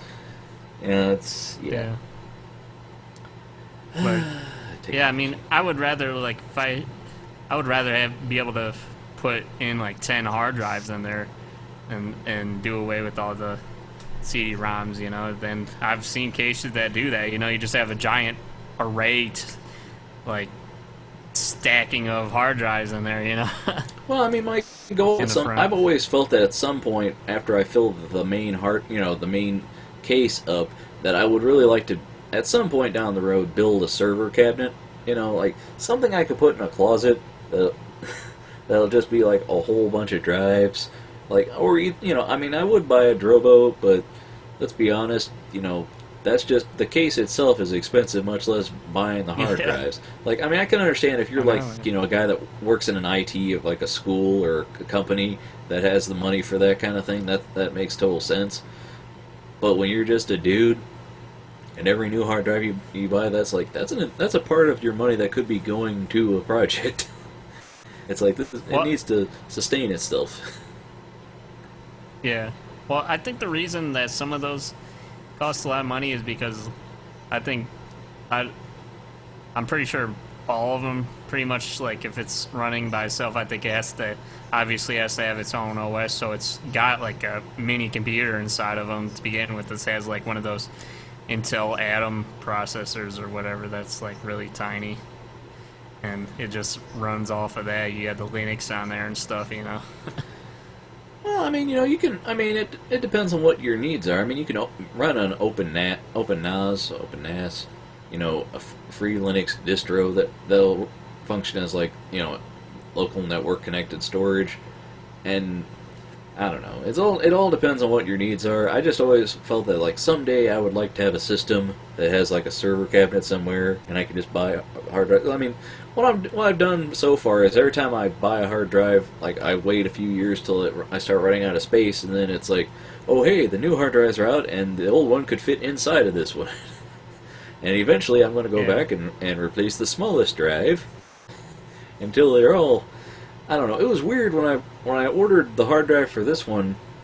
It's like I know it takes SATA drives, and I know like the last one was 2 terabytes. And I'm like that didn't exist when I ordered it. When I ordered this machine, and now this one's 6, and I'm just sitting here going, I'm like I figure it would recognize it, but I'm worried that like I'll connect it and it'll be like, oh, I don't recognize 2 or 3 of the of your terabytes of your RAM. It's like of your your hard drive space. Like, well, I don't know. And then I was thinking, wait, this one's a certain SATA number. Can I plug this into this old machine of mine? And they're like, yeah, they're backwards compatible, like USB 3 and 2. Like, okay, good. So I don't know. I think I think there is like on the Windows side. I don't know about Mac, but I mean, you could recognize over like 4 terabytes or whatever. But I think that there was some kind of different like limitations on like the copying and or just reading and writing with them. I forget. I know some of the Drobos like they could only support like the max 4 because they say like if it's a 5 drive Drobo, they say the max is 20 gigs or something. I don't know. I mean, the thing is, this machine's from 2008, so like any stats I read are gonna be from that world, So it's like this drive, Yeah. like I watch the Ben Heck show, and he likes to take technology and like he'll get like his first project that he was very popular for was he took an Atari 2600 and made it into a handheld, and he's redone that one. He's done. He's taken a Wii and made a Wii handheld. He's made an Xbox handheld. He does a lot of mobile, miniaturizations of things, and he'll get like an old machine from the 70s and tear it down. He's like, okay, so we're wanting to miniaturize this and put an LCD screen on it. He's like, in order to get this to even this thing was made before a lot of the people watching this video were born, and in order to get it to recognize this thing. It has no that when they built this thing, they had no idea that it would be able to run on these, lithium-ion batteries, this weird stuff. And it's like you got to use like things to step in between the two technologies. I mean, he strips it down to like the bare bones of like this is the processor and basically the heart of it. And he's like, and then we can use modern RAM, which is more efficient. We can do this and that to make it smaller. And he's like, but you have to do this thing to connect it so that it doesn't get confused using the new technology. So, I don't know, man. Well,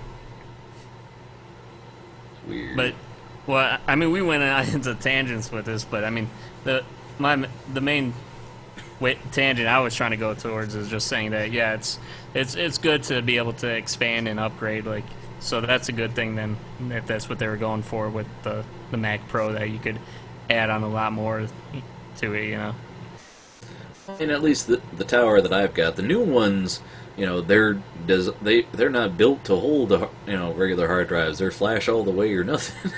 So I don't know. Yeah, that's the main complaints that I've heard. Like that David DeFranco guy, he got one of the new ones. He said that you have to pretty much have all external hard drives, but even then, like the amount of USBs on there were limited, Well, I mean, just in general, it's like you get plug in so many external drives. It's like you have to have eventually a powered hub to connect them all, and then you can only have so many external drives running at a time. When I mean, I reached that point a long time ago where I said, okay, I'm just going to keep all my media on external. It was external drives for a while, and now it's other hard drives. But my startup disk still gets full of crap all the time. It's still every time you install a program, it wants to take up space. Every time, there's all kinds of stuff that I use cleaners to remove, like language packets. It's like, you don't need the Polish language packet and the German language packet or the developmental folders that you're never actually going to access, or like old log files. You're never going to use that. You don't need a 6-year-old log file, it's... Yeah, and then this new 6 terabyte hard drive you're going to get that's going to be... that's internal, right? So it's hard locked in there. It's internal is faster too. Yeah, it is. It's nice to be able to just plug another hard drive in, but the read-write with internals is just better. So, the only way to actually improve that would be to move to solid-state drives, but they're still pricey. It's like, the benefits for your... the main reason people get those is for devices that are so small that you have to, or for startup speed. Like if you put that in your startup drive, it's just basically there. But they're so pricey, you can't just have like an entire machine full of them unless you're in that situation, which I am not. Right. So in general, I wish things were a little bit more modular, like internal wise, and just like in general. Like I think it would be cool if you could just like keep like modularly stacking like hard drive bays on your computer or something, or have like a bunch of processors in like a grid, and you could keep adding processors to it, and just have like giant fans over it or something, or like keep it like have like a grid of like SD cards, so you could combine them into a larger hard drive. Well, we talked about it on the show a while ago. Remember phone blocks? Where they're like, oh, it's a phone where you upgrade it, and you just, if you want more memory, just put more blocks in for the memory blocks. And it's like, yeah, that's a nice idea for like in a design sense, but in a practicality, it's like, well, that's not how things work, because it's not a matter of, oh, I just want a computer that has this much RAM. It's like, no, you want to put as much into it as you can, because in like 5 years, what you thought was the most, that's going to fit on a mini SD card. It's like, yeah, it's and plus, when you develop stuff like that, when you're making hardware and stuff like that, it all doesn't just scale like, oh, obviously, a thing that's takes up twice as much space needs to be twice as big. It's like, no, it just cost them twice as much to build it. That's why it's more expensive. It can be the same size. It's just this or that. So, right. I just think it'd be cool to have. It'd be interesting to have like just like modular frameworks or whatever for things a little bit more, because a lot of things do tend to stay the same size. Like SD cards, they just go up in size and they stay the same size. I really don't want SD cards to get much smaller, because they're getting like, I really don't like micro SD cards because you can lose them so easily. Where we're getting to the point where scales are sort of getting too small. Well, for humans, I guess. Remember when but a little bit before the Surface came out, I recall seeing videos of like people demoing the idea that like you could have a desk that it charges your device that sits on it, and then also it's wirelessly connected to it, so like you can grab you can sit down your phone on top of this Surface, which was this the idea of what Surface originally was supposed to be. You sit your phone down on it, and then you all the photos you took that day would fly out, and then you could drag them from this device to that device, and meanwhile any device that's on top of it would be charging. That's the idea of what that kind of stuff was supposed to be, and like it's how we'd all like that kind of thing to work, where like eventually if you just like, oh, you want more storage space, we'll just set this square box on top of your computer and it's just automatically connected. But it's like we're not there yet, and we're still dealing with the whole issue of like getting the sometimes even as a Mac guy, when I see somebody say, oh, it just works, I'm like, that's cute. Now show me what it actually does. like I want to actually see this. I mean, there's all kinds of false prophets out there when it comes to technology. People saying, "Oh, this will be the greatest thing since sliced bread." It's like, really? Let's see it in action. Let's get away from this pre-prepared video. Let's see you demoing it in front of me. Yeah. But then again, I think like that probably because I don't have a lot of money myself, and I think it's more cost efficient for me to add things on than it is to just buy something like a totally new thing where it might be more efficient as far as storing more space on a smaller thing, but sometimes I'd rather just get that same amount of space just by adding on to what I already have. It's like sometimes I guess I'm more old fashioned in my thinking of, well, if it's not broke, don't fix it. Sometimes I guess I'd rather just add on to what I got, I guess. Actually, you're making me since we're talking about like false prophets in technology and whatnot. Have you seen this recent Kickstarter scam that apparently they had a bad video on their site that wasn't showing the real process that they were proposing it does, and Kickstarter told them to actually come out with a good video, and they didn't produce one, so they pulled their project and they moved to another site, and they've got funding over there. But now the people have been analyzing the video and realizing, oh, they didn't even have a working prototype. They didn't even have a prototype that does anything. Apparently, it's scribble pen video. Apparently, the idea of the pen was that you could hold it to an object and it would find the color of the object, and then the pen would change color. So, like, if you wanted to have the color of a lemon, the color of this wall or whatever, to get a color from it, and right. it would match the color, It'd be and then good for paint matching. Well, I mean, the idea was that it was supposed to be for coloring and whatnot, but they showed the video and realized there's a few frames where the main problem that people recognized first was that there were jump cuts when it would, like, they pressed the button and then it would jump, and all of a sudden the color would show up on the pen, and it's like, hey, wait, that didn't instantly happen like they're trying to say it would. But now when you look at the editing, they realize that there's frames where, like, the hands appear on frames that shouldn't be. Right.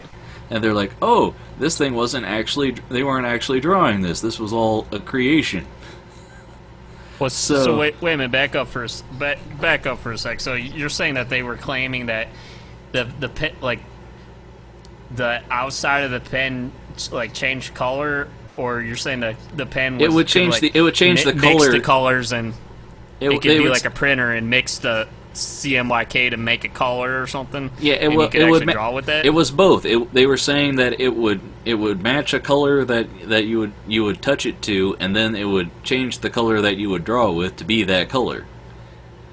But that was the idea, and that's the magic that they're trying to sell on crowdfunding.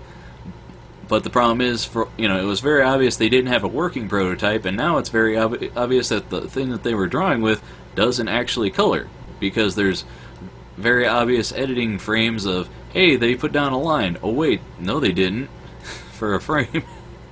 So, well, I'm not surprised the magic wand isn't real. Well, it's shocker there. Well, I mean, that's the problem. Is, like, when a company makes these big bold claims and people want to jump on the bandwagon, that sounds awesome. Well, yeah, but hold up, let's see if they can do it. Hold on. Don't just give me a presentation video that you prepared beforehand. Show it working. It was very telling. I watched the original Kickstarter video after they pulled their thing. Somebody posted on YouTube, and it's like, you could see very obvious camera cuts from, like, here I am scanning the thing. Oh, now the color is here. Here I am scanning the thing. Oh, now the color is here. Let me draw with it. Like, wait, back up. What? That's not real. That's very. Well, let's be honest, though. I mean, is that really something, though, that you're really disappointed by not being real? I mean, could you really have benefited from that? I'm not disappointed that it's not really real. I'm just disappointed that, that there are sites that people can, sites that these people left Kickstarter because it was very clear, hey, you guys are kind of scamming. This isn't a real thing. And so they went to another site and are taking people's money because people want this to be real, and that's the problem. Because as long as there's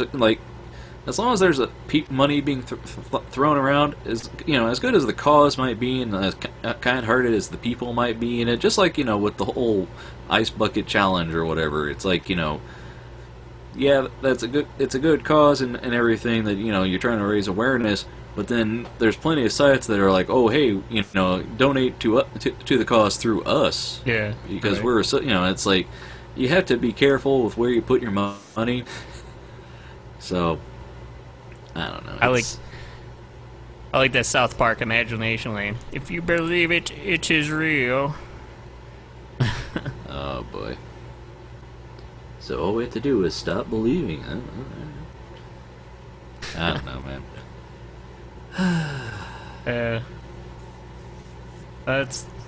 I guess I could see where it could have its applications, but I don't know. I don't think we're missing out on much on that.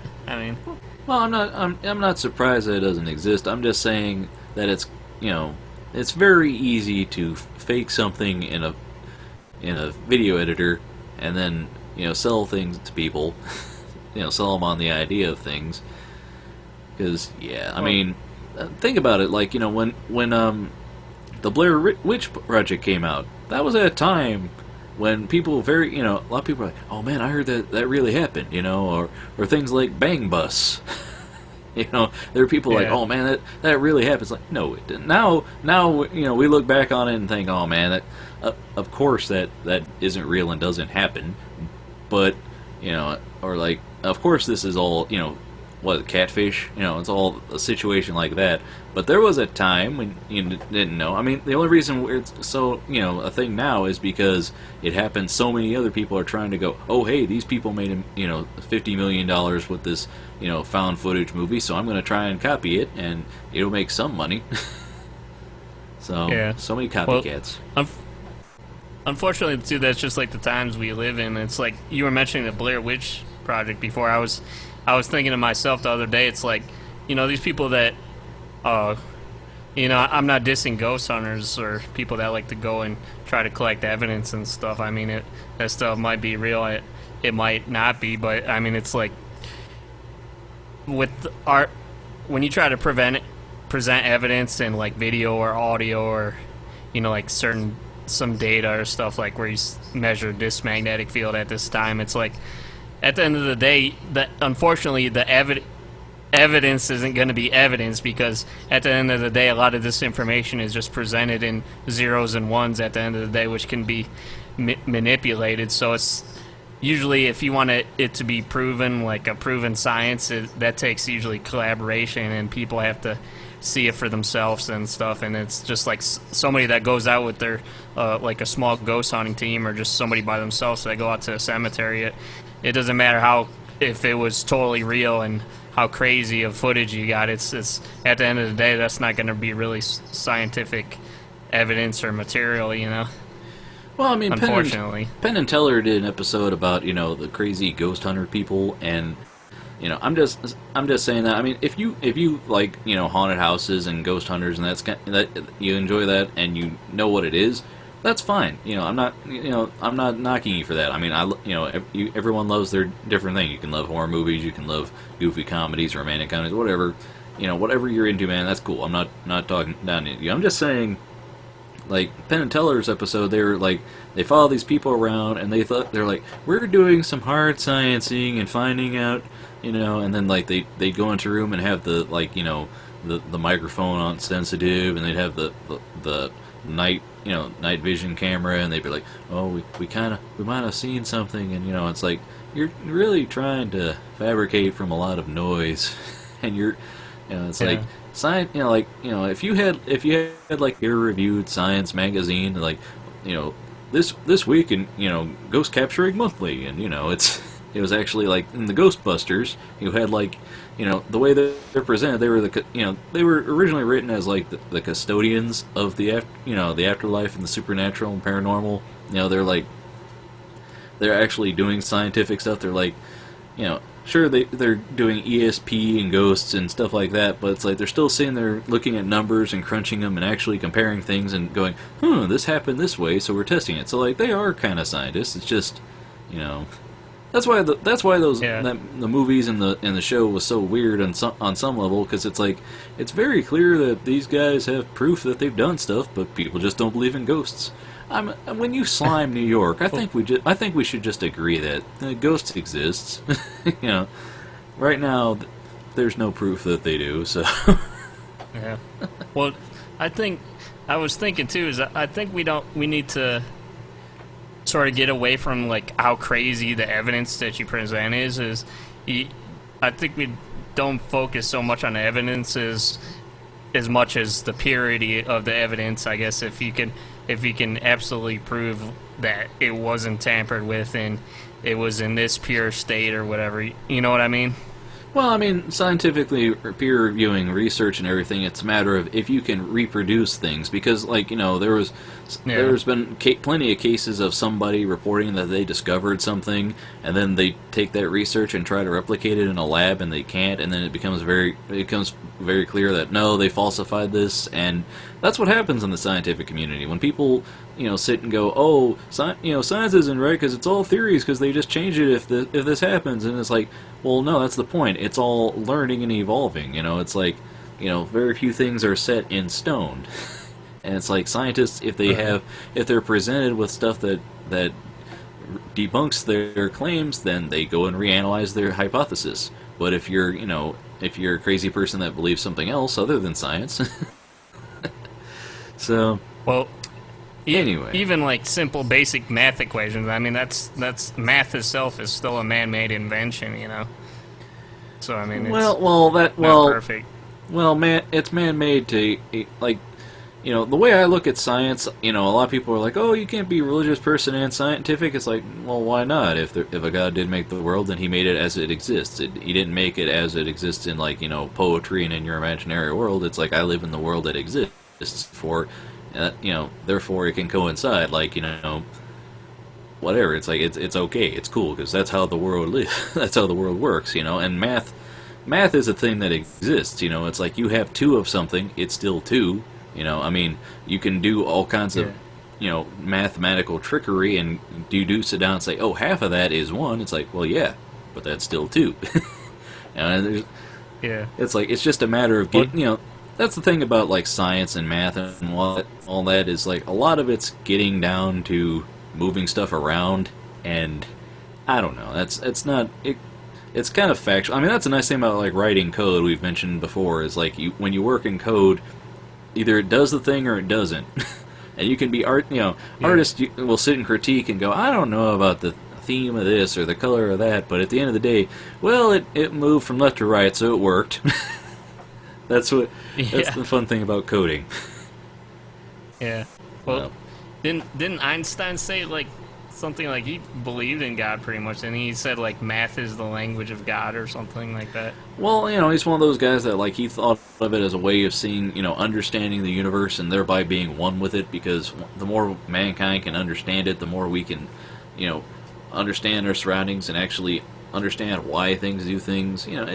It's good to want to be want to be educated and want to learn about things, because that's, I like to have the healthy attitude that when I'm out somewhere and I don't understand something, I look into it and study it and try to understand it, rather than some people are like, some people take a very personal stance against things when they're out somewhere and they don't like it, and they're like, oh, I don't know what that is, that makes me uncomfortable, and it's like, well, you should take time to figure it out. Like, I've been at restaurants and heard people speaking a foreign language, and instead of going, why don't you just speak English? Instead of being that attitude, I always sit and go, I wonder what language they are speaking, and I sit and I try and pay attention to the accent, and I try and pay attention to the conjugation of the words they're using. I mean, when I was out with my dad this weekend out somewhere, we went to Burger King. I sat down and I hear some people with thick accents talking. For a second, I thought they were speaking a foreign language, but then I realized, no, they're speaking English. It's just they just have very heavy accents.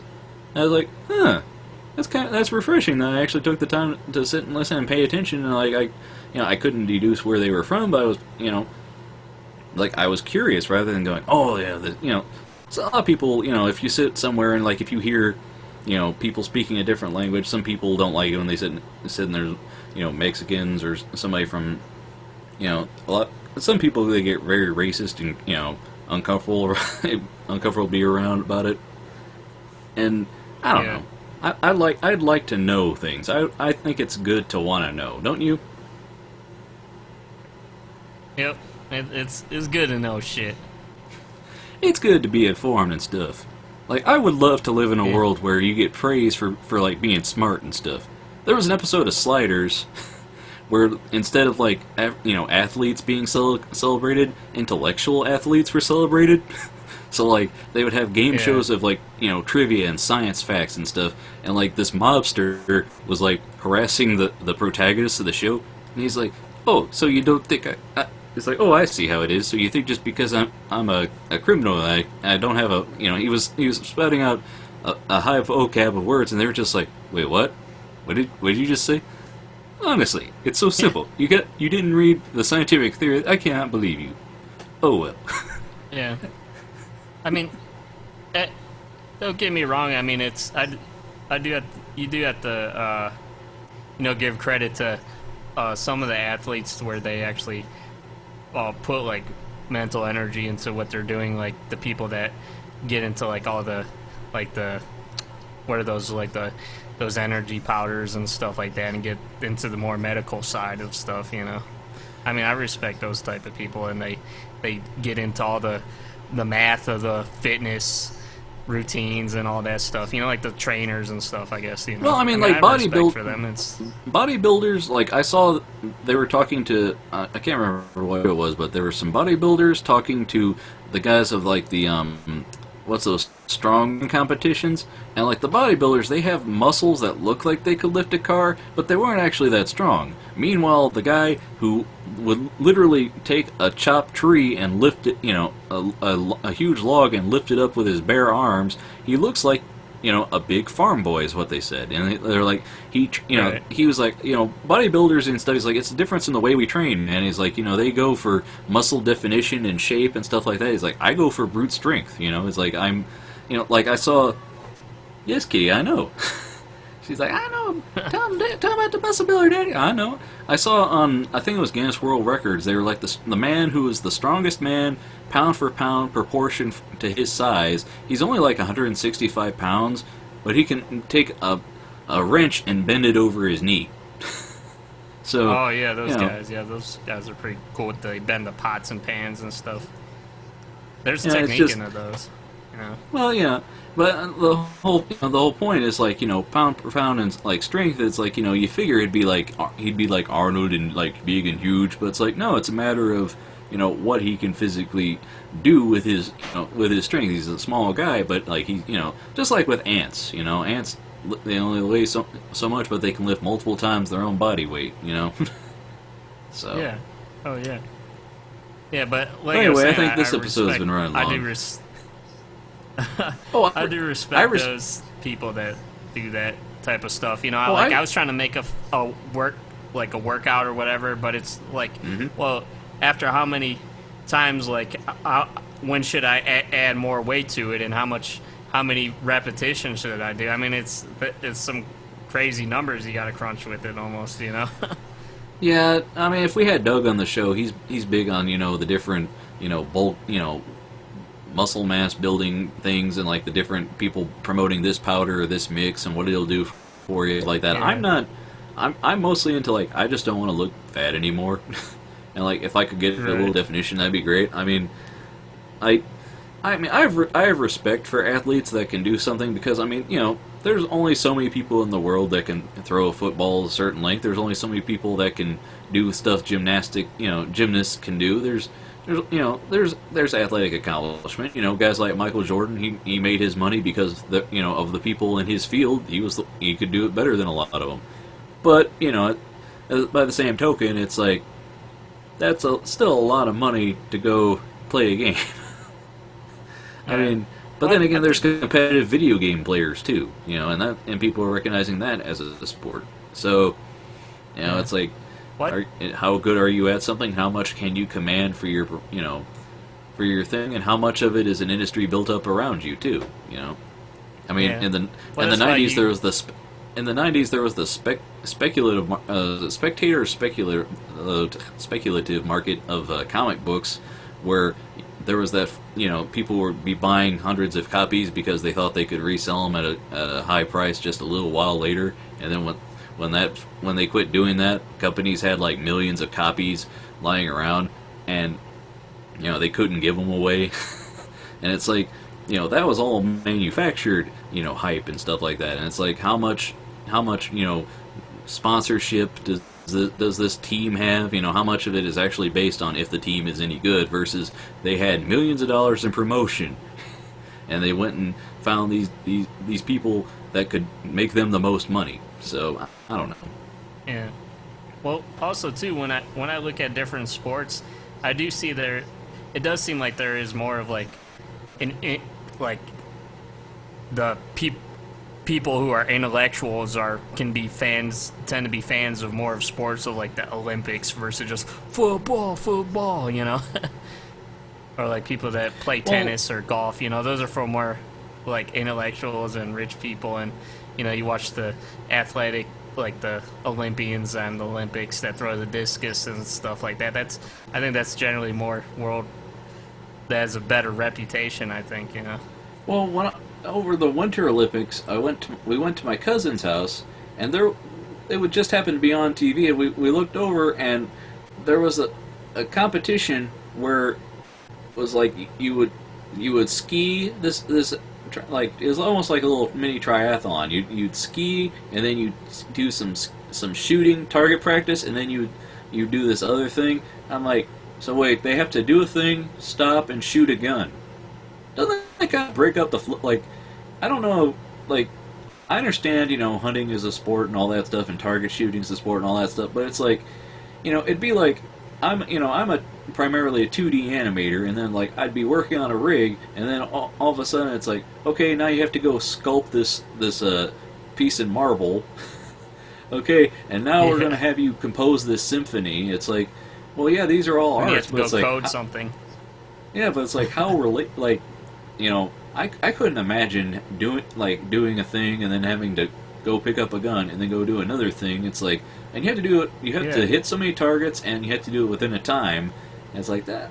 I'm like, and plus shooting is in the Olympics. That's just, I don't know. But anyway, I do believe this episode's I think the running original- a little long. Yeah. Yeah, the only other thing I wanted to say was that, you know, like, I think the original point that we were trying to go towards is like, it's, to begin with, it's human nature for people to be scared of things that they don't understand, though, you know. And you're saying that you like to, it's good to try to overcome your fear and try to venture out into the unknown, you know. Well, I always like to It's figure usually a out positive what it thing. is. I like to figure out what it is that I don't know and why I'm because I never want to be caught with my pants down talking. Because there have been times I've said stuff and then I run into somebody that has studied something for a long time or knows stuff, and they're like, "Where'd you get that from? This doesn't exist. You're wrong here and that." I hate being caught talking out my butt, because I get in arguments with people, and it's very clear that they don't know what they're talking about. And there's not much you can do with those people, because if they don't know what they're talking about, but they still want to argue with you, it becomes, this is my opinion, I win. It's like, no, facts matter. And if you're wrong, I don't know. Learning, I just like to know what it is, how the world works, how things work, and then, use it to the best of my abilities and be the best with it. Like with art, I practice drawing, and that's a skill I focused on, and then I practiced different techniques of it. Working with contours, working with shading, working on gesture drawing, there's fixing anatomy. There's all little different things, and when you can sit and a lot of people have trouble describing what it is they have issues with in their art, or what they really like about a piece. That's one of the things that going to art school worked well for me, is that I can talk about art, and I can say very definitively, okay, this is nice, but the head's out of proportion. because some people they'll look at a Yeah. piece of art and they go, well, I don't like it, but I don't know why. And I'd like to be able to say specifically, well, there's this, and I think if you did this, I'd understand it. It would relate to this better, So, Right. Yep. No, I agree. Those are some good closing thoughts on that topic.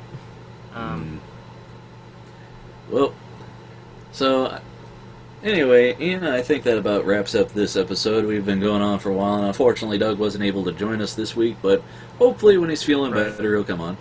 We don't Okay, want so we don't want to pressure him you- or nothing.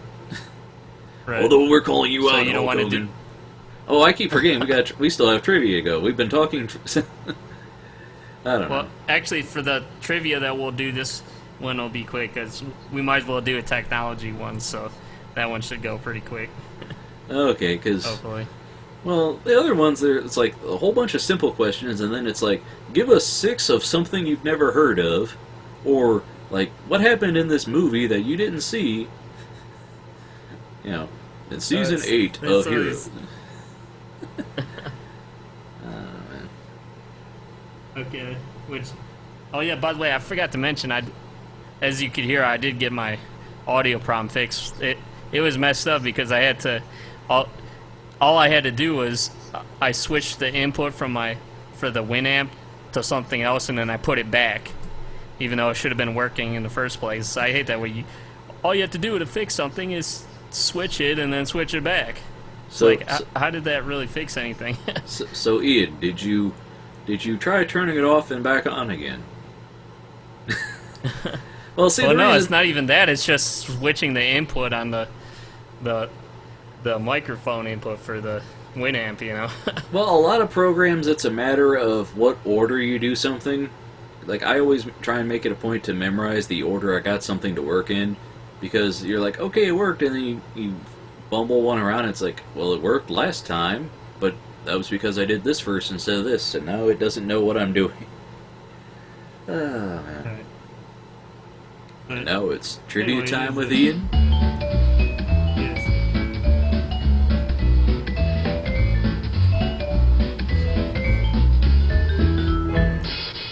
Yeah, trivia with Ian.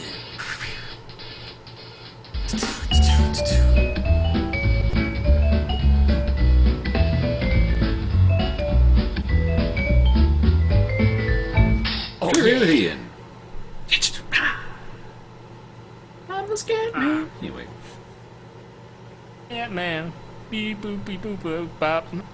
I don't know. Beep boop boop beep boop. Beep boop boop beep boop. Alright. Yep.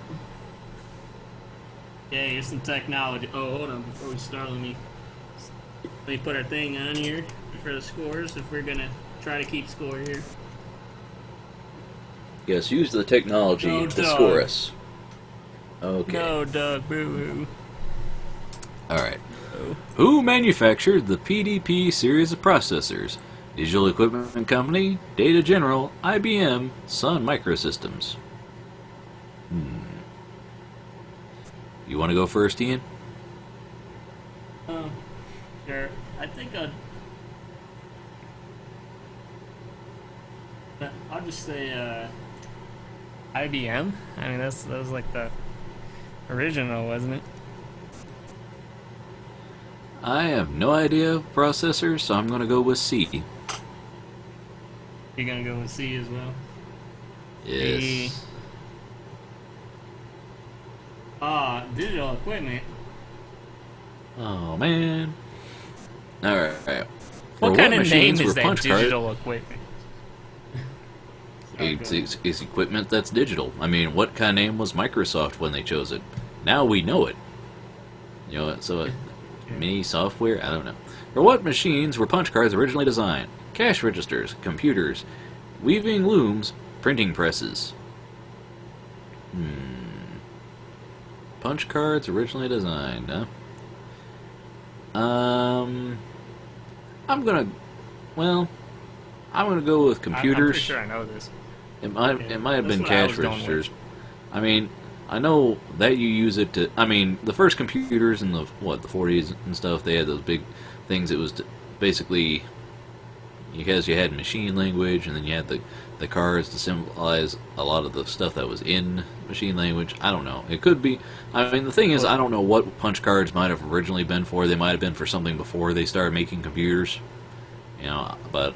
Well, I'm pretty sure it is punch cards, because I think the punch, like the hole punches or whatever. I mean, I'm just speculating here from what I'm trying to remember, but I think they were saying they were supposed to be where it was like supposed to either represent 0 or 1, you know, the binary. And that was supposed to do something. Well, let's find out, Ian. The answer is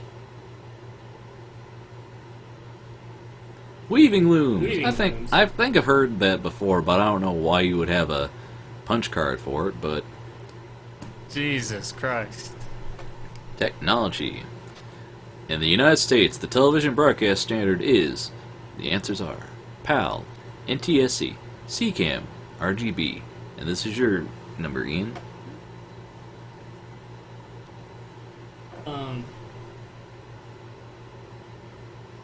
Because everyone here uses PAL. I'm gonna go with B. Yeah, because that's the answer, NTSC. Yeah. Yeah. So this is Finally, we got another one. one of those. Yeah. This is another one of those ones where we have like the final score is 4-3, and it's like, well, we tried. The keyboard layout designed by Scholes is, and we got Dvorak, Scholsley, Yup, QWERTY.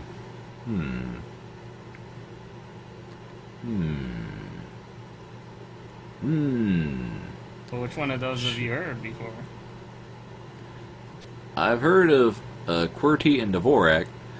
I'm not sure about Scholsley. I think that's either an answer or it might be a red herring. Red herring. Oh. Scholes. Now, I know of Dvorak, but I think that might be named after a guy. But, Scholes. I'm going to say QWERTY. Just. Yeah, I'm going to go with that. That's a good mainstream answer, I guess.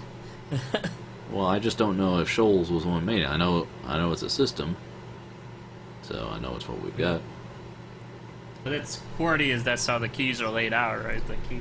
Yeah, that's first row T1. of letters is QWERTY. Yeah. Okay. And the answer is. And that's what it is. Yes. Because I know, like, there's some European ones that move certain keys around, and then there's. Who cares about those stuff? Those Euros. Well, some in Get American outta too here. that used to. All right. I'm One just of the early messing. artificial. I know. One of the early artificial intelligence programming languages was one that sounds like it might have a speech impediment. Which language is this? Stuttering programming language, Lisp programming language, Fortran programming language, Linux programming language. And this is yours, Ian. Okay. Well, I'm just gonna go with Linux. Linux. Artificial intelligence programming languages. Well, I don't believe Linux is an operating system, not a language, isn't it? So it's different. I know.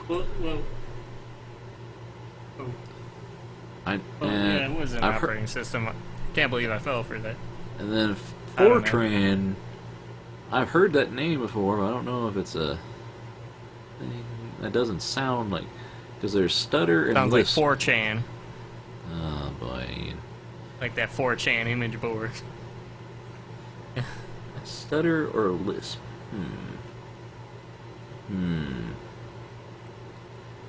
Because lisp sounds like it might be a good abbreviation for something, but stutter sounds like, sounds like a proper word, so that might be it too. So I think it's Cable guy. You son of a bitch.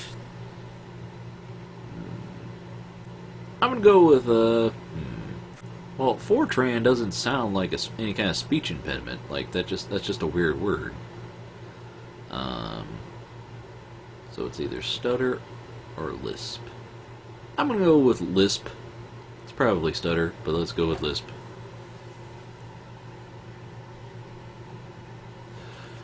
Yes! You got it. You got it. I can't believe. What? You got it. Good for you. No, I'd like to put more sound effects in, but I don't think I have the dong or whatever for the winner. I have the buzzers, but I don't know. Big bucks, no whammies. Oh no, I gave me. I'm not a cheater. The folks watching at home know, Ian. Alright. Xerox founded the Palo Alto Research Center, PARC, but which company is best known for introducing their ideas of the graphical user interface? Prime Computer, Apple Computer, Sun Microsystems, IBM. And this is mine first. But, yes, it is. Okay, nope, let me. Okay. Would you like a lifeline?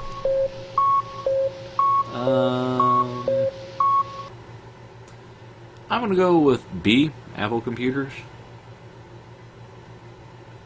Okay. What do you think it is, Ian? Think. Computer. Go with Sun Microsystems, actually. I think I'm gonna go with that. All right, let's find out what the.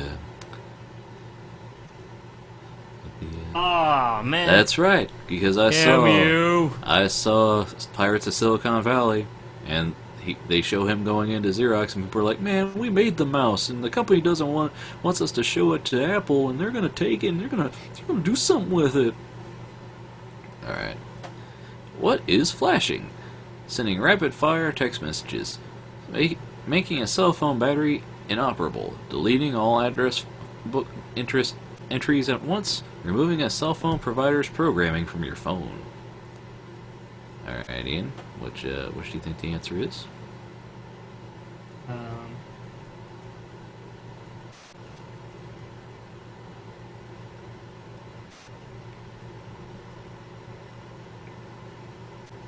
Gonna go with B?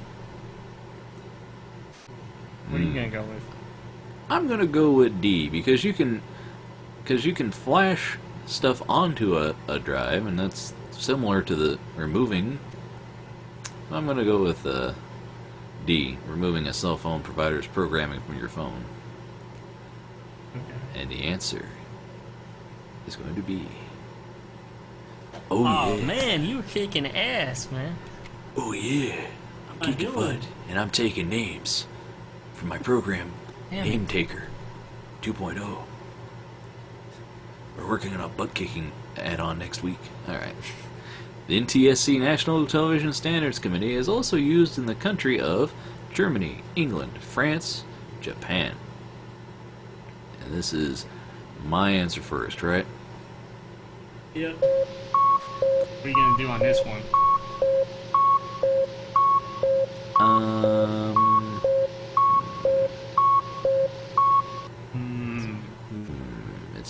It's either Germany, France, or Japan.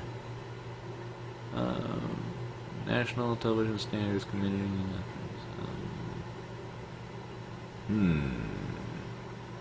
That's a tough one. Because I know in England they use PAL. I don't know about the others. It's pretty much a shot in the dark. I'm gonna go with Germany. Okay. I'm gonna go with. Oh wait. Television Standards Committee. Well, in Germany, I know they show a lot of nudity on TV. So their standards are a little bit different. Oh geez, oh gosh, oh golly gee, I don't know if I should go with France. Do you think I should? I want to stick with Germany though. I'm gonna stick with Germany because I'm not. If I'm wrong, then I don't want the chance of you getting this one right. So I want to stick with Germany. That's a Let's see what the answer is going to be. Okay, so you're A, I'm D. Wait, you're what? I was going with Japan. Oh, you're going Japan? Well, then I could have gone with France, and it wouldn't matter, would I? I don't know what they have in France, though. I mean, I don't know what they have in Japan. I'm so confused, Ian. Tell me what to do. Folks, should I go behind door number 1, door number 2? I'm sticking with Germany. Okay. Alright. Yeah. Oh, you Japan. suck. Did you know that one, or was that all just a guess, Ian? No, that was totally a guess, but I mean, I figured they would. I mean, they're pretty good with technology over there, so So I mean- so what? Are you saying that we've got the best? So obviously they're like us. I don't know. Oh well. I don't know. USA and Japan and China, they're all pretty big technology buffs. I don't know. Whatever. I'm still ahead of you, Whatever. so Well, what ifs? even if you do win, I just don't want you to royally kick my ass. I mean, come on. And Who is usually referred to as the father of computers? Marie Curie, Charles Babbage, Bill Gates, Blaise Pascal. Okay, first off, Charles Babbage, I'm coming for you, man. I know you were Mr. Grandfather of computers and crap. Is this the same question we had before? well, not today, I don't think. Because remember, we had that episode. We had an episode where we were like, "Oh no, who is the father of computers?" I don't know. Well, this is yours first, isn't it? Yeah. Yeah, that's right. I think that was Charles Babbage, actually. Because remember, we I think wikied did have him. something like that. Now, the thing is, it's the wording. Most people around here if you ask a man on the street, who's the father of computing, they're going to say Bill Gates or Steve Jobs. But Charles Babbage, they're like, oh, he's the way that's in quotes, that means they think somebody gets called that. We know he was called that in the wiki. He was either that or grandfather of computers. So both of us are going with Charles Babbage, right? Right. What should be Pascal, just 'cause? Just 'cause. Yeah, it's Charles Babbage. That's right, Babbage. We know who you are. We're not being tricked this time. Alright. Deep Blue was the first computer to beat a reigning world chess champion. Which Russian did Deep Blue beat in May 1997? Bobby Fischer, Vasilin Topalov, Boris Spassky, Gary Kasparov. I'm sorry, I'm totally butchering these names, but I had speech therapy when I was a kid, and I'm not very good That's at holding my understandable. R's. So, I don't know. Yeah, anyway. So, this is mine first. Oh. Yeah, let's go ahead. Alright. Let's see, 97. Deep Blue. Well, Bobby Fischer wasn't Russian, so that kicks him out of the list. Or was he? That could be a red herring there. You never know.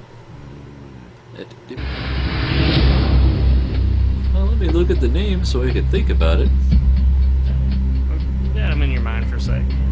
No, I gotta sit and think about it and let it stew. That's the way my mind works, Oh, Ian. okay. Well, stew away, stew. Make your crock pot of stew. I'm gonna go with B. Okay. I'm gonna go with Boris. Alright. I'm not even gonna attempt to do the last name either. Alright. Yay. So you're going with B. I'm C. Alright. Let's see who won this one. Gary. Oh, it was D. Get out of here, Gary. Gary. Wow. Oh, man.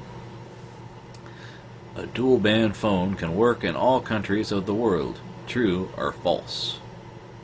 Ian? This is me.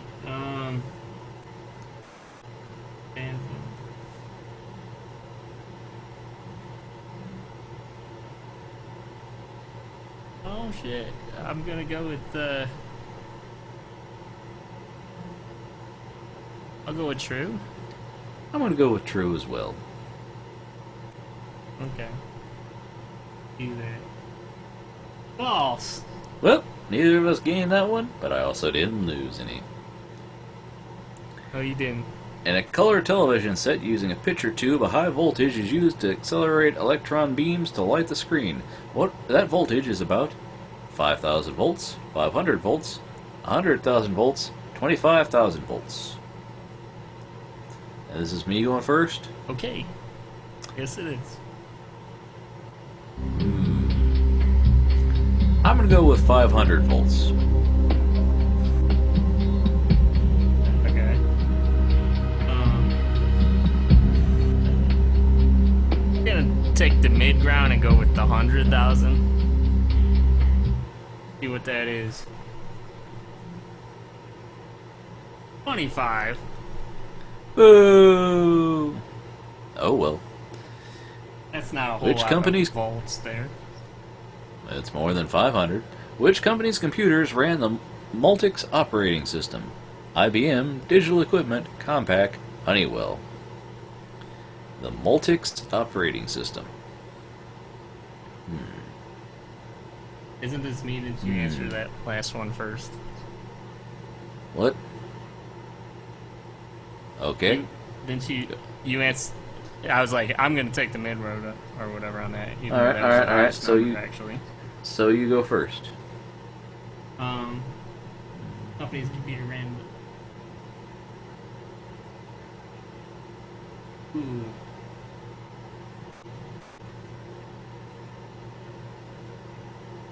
I'm gonna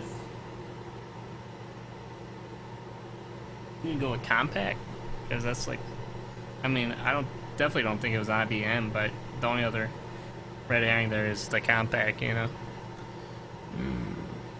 I'm going to go with Honeywell. You can go with Honeywell. I like the sound of it. Want to get some honey?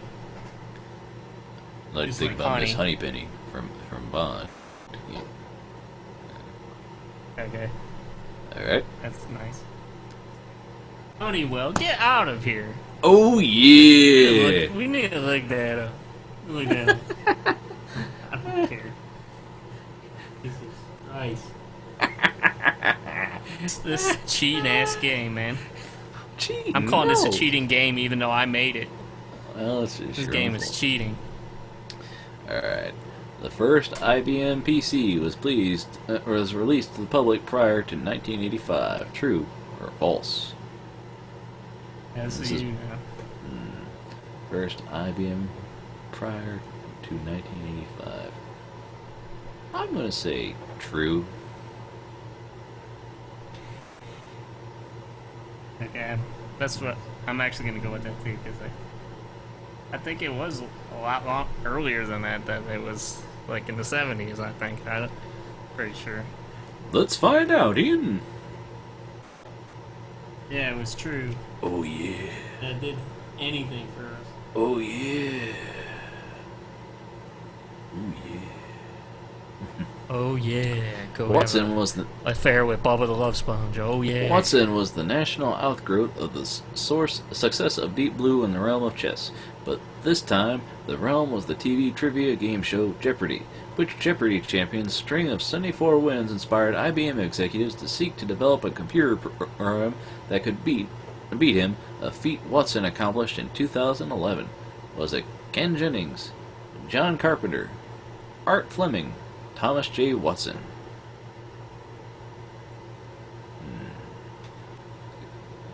Ian, what do you think it was?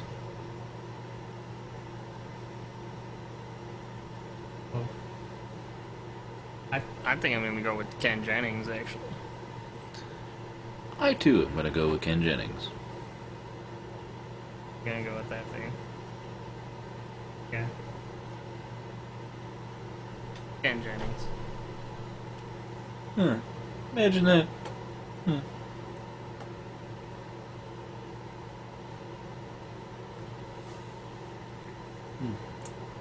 Quite. The average power in watts used by a 20 to 25 inch home color television set is 500, 800, over 1000, 25 to 50, 70 to 100. So, how many watts? The average 25 inch. 20 to 25 inch color television.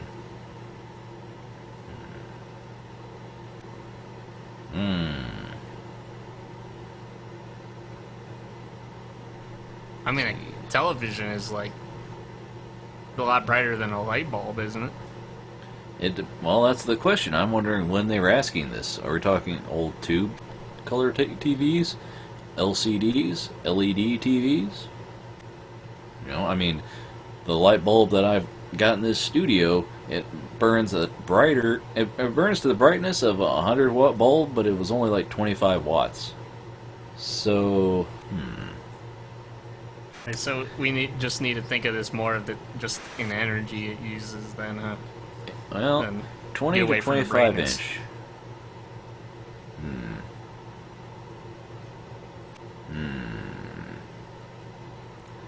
I'm gonna go with 25 inch TV. I'm gonna go with D. D.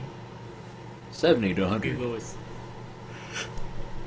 You see, I don't know. I'm thinking It's probably got- higher than that, but those all seem kind of high.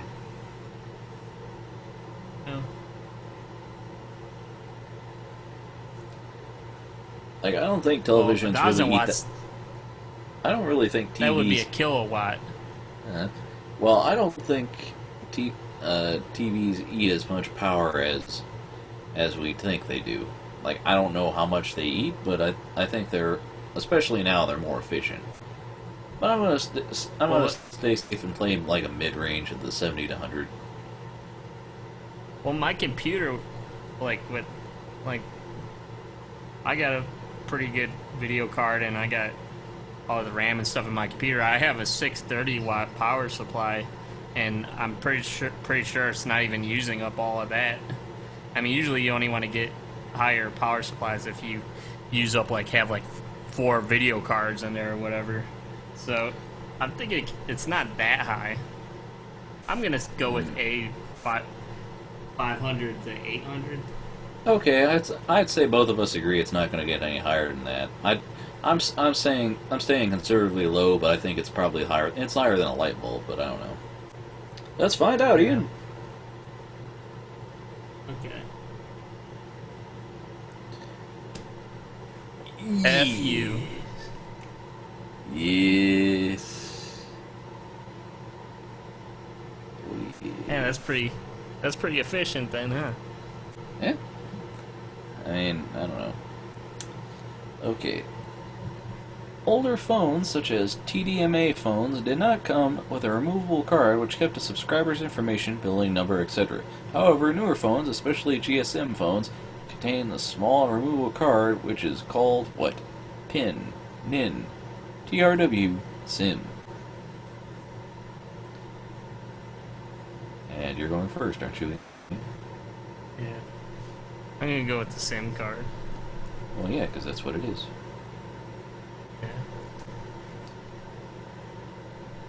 Yeah. That's what it is, or that's what I say it is. Well, that's what it is. Now watch you tick it, and then it'll be like 9-inch nails. You fool! All the phones, 9-inch nail phones. No, it was. It's SIM Card City.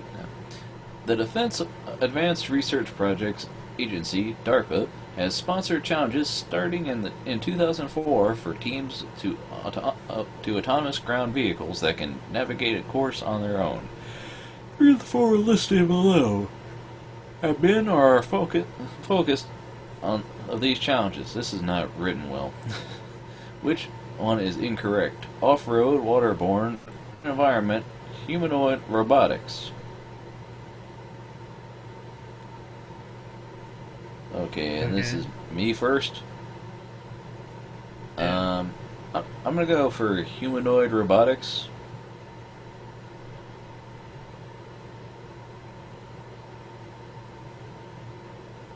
can read this question.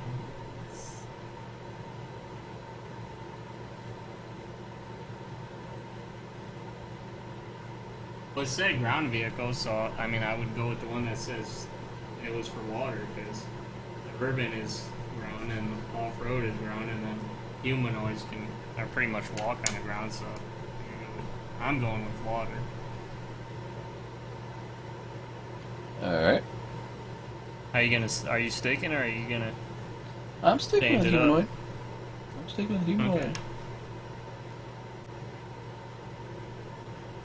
Yeah, water. Well, I just figured it wouldn't be humanoid because making things human-like is not very practical when building robots. So, most modern TVs draw power even if turned off to standby mode. The circuit the power is used in does what function? High voltage, sound, remote control, color balance. Color balance. And this is you first, right? Right.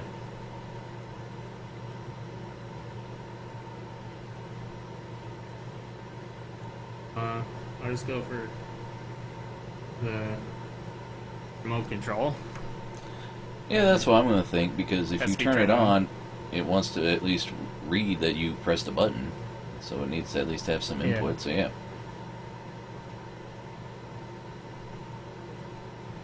Remote control. Who would have thought? Imagine that!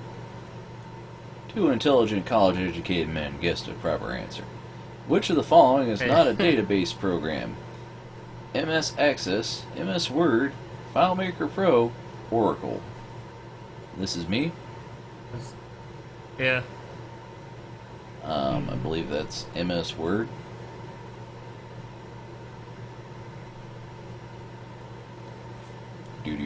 Well, you could use it for database, like if you're making. Well, any word processor at that database point sheet. would be. But I mean, Yeah. it has functionality for entering tables and whatnot, but its primary focus is different. The others, I believe, are database focused. FileMaker Pro, though, I've never heard of that. That's weird, but I mean, I'm gonna go with the Word too. You know. Well, FileMaker Pro is a Mac program. Yeah. So that's why it doesn't matter. I'm just. That's something a loser would say, Ian. Yes. You're right. I'm just joking. I just didn't know. That's why. Okay, so let's give us Microsoft Word. Yeah. So tally this up. You're 13. I'm 10. I'm not too far behind, but you won. We're at the divider here, which means we did 20 here. Which means I am the champion, my friend.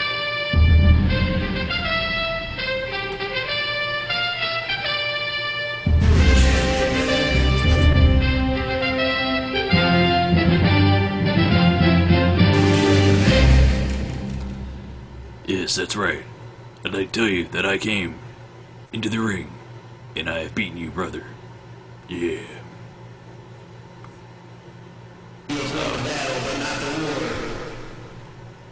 What, are you trying to be Cobra Commander? Because that doesn't quite sound right.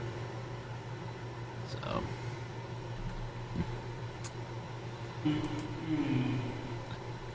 Anyway, Ian. I am Cobra. I can't believe this show. As a kid, I watched G.I. Joe because, you're supposed to when you're in the 80s and you're a male. And I watched it, and I kind of got confused on the episode where they turned Cobra Commander into a snake. I was like, wait, what? Huh? This is, like, they'd end every episode with that, knowing is half the battle now. Don't jump into a washer, kids, and, stuff like that. and it's like, don't, smoking isn't hip, don't be a smoker, because knowing is half the battle, or stuff like that. And then, like, the episode has, Cobra Commander turn into a snake. I'm just sitting there like, what? Why is he a snake? Has this show had any mystical elements? It's like, it would be like seeing aliens in Indiana Jones. Anyway, so... You gotta love that. I always loved how they had that for the Metal Gear Solid game, that the guy's name is Solid Snake.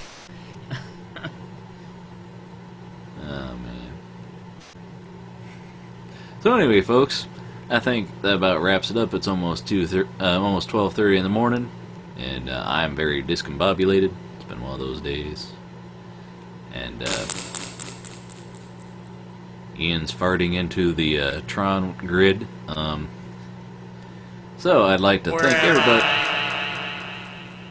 or maybe he's starting a ska band. One step beyond. Anyway, so I'd like to thank you for tuning in, and we'll see you all on the other side. Bye.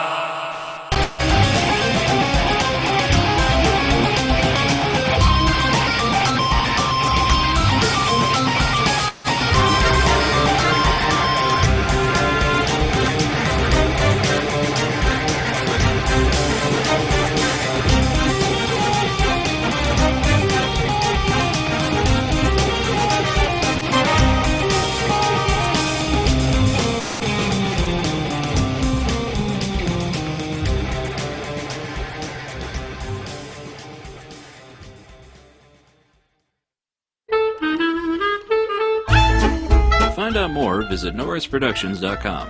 Follow me on Twitter at twitter.com/NoRights. And hey, why don't you check out my Tumblr at NoRights.tumblr.com.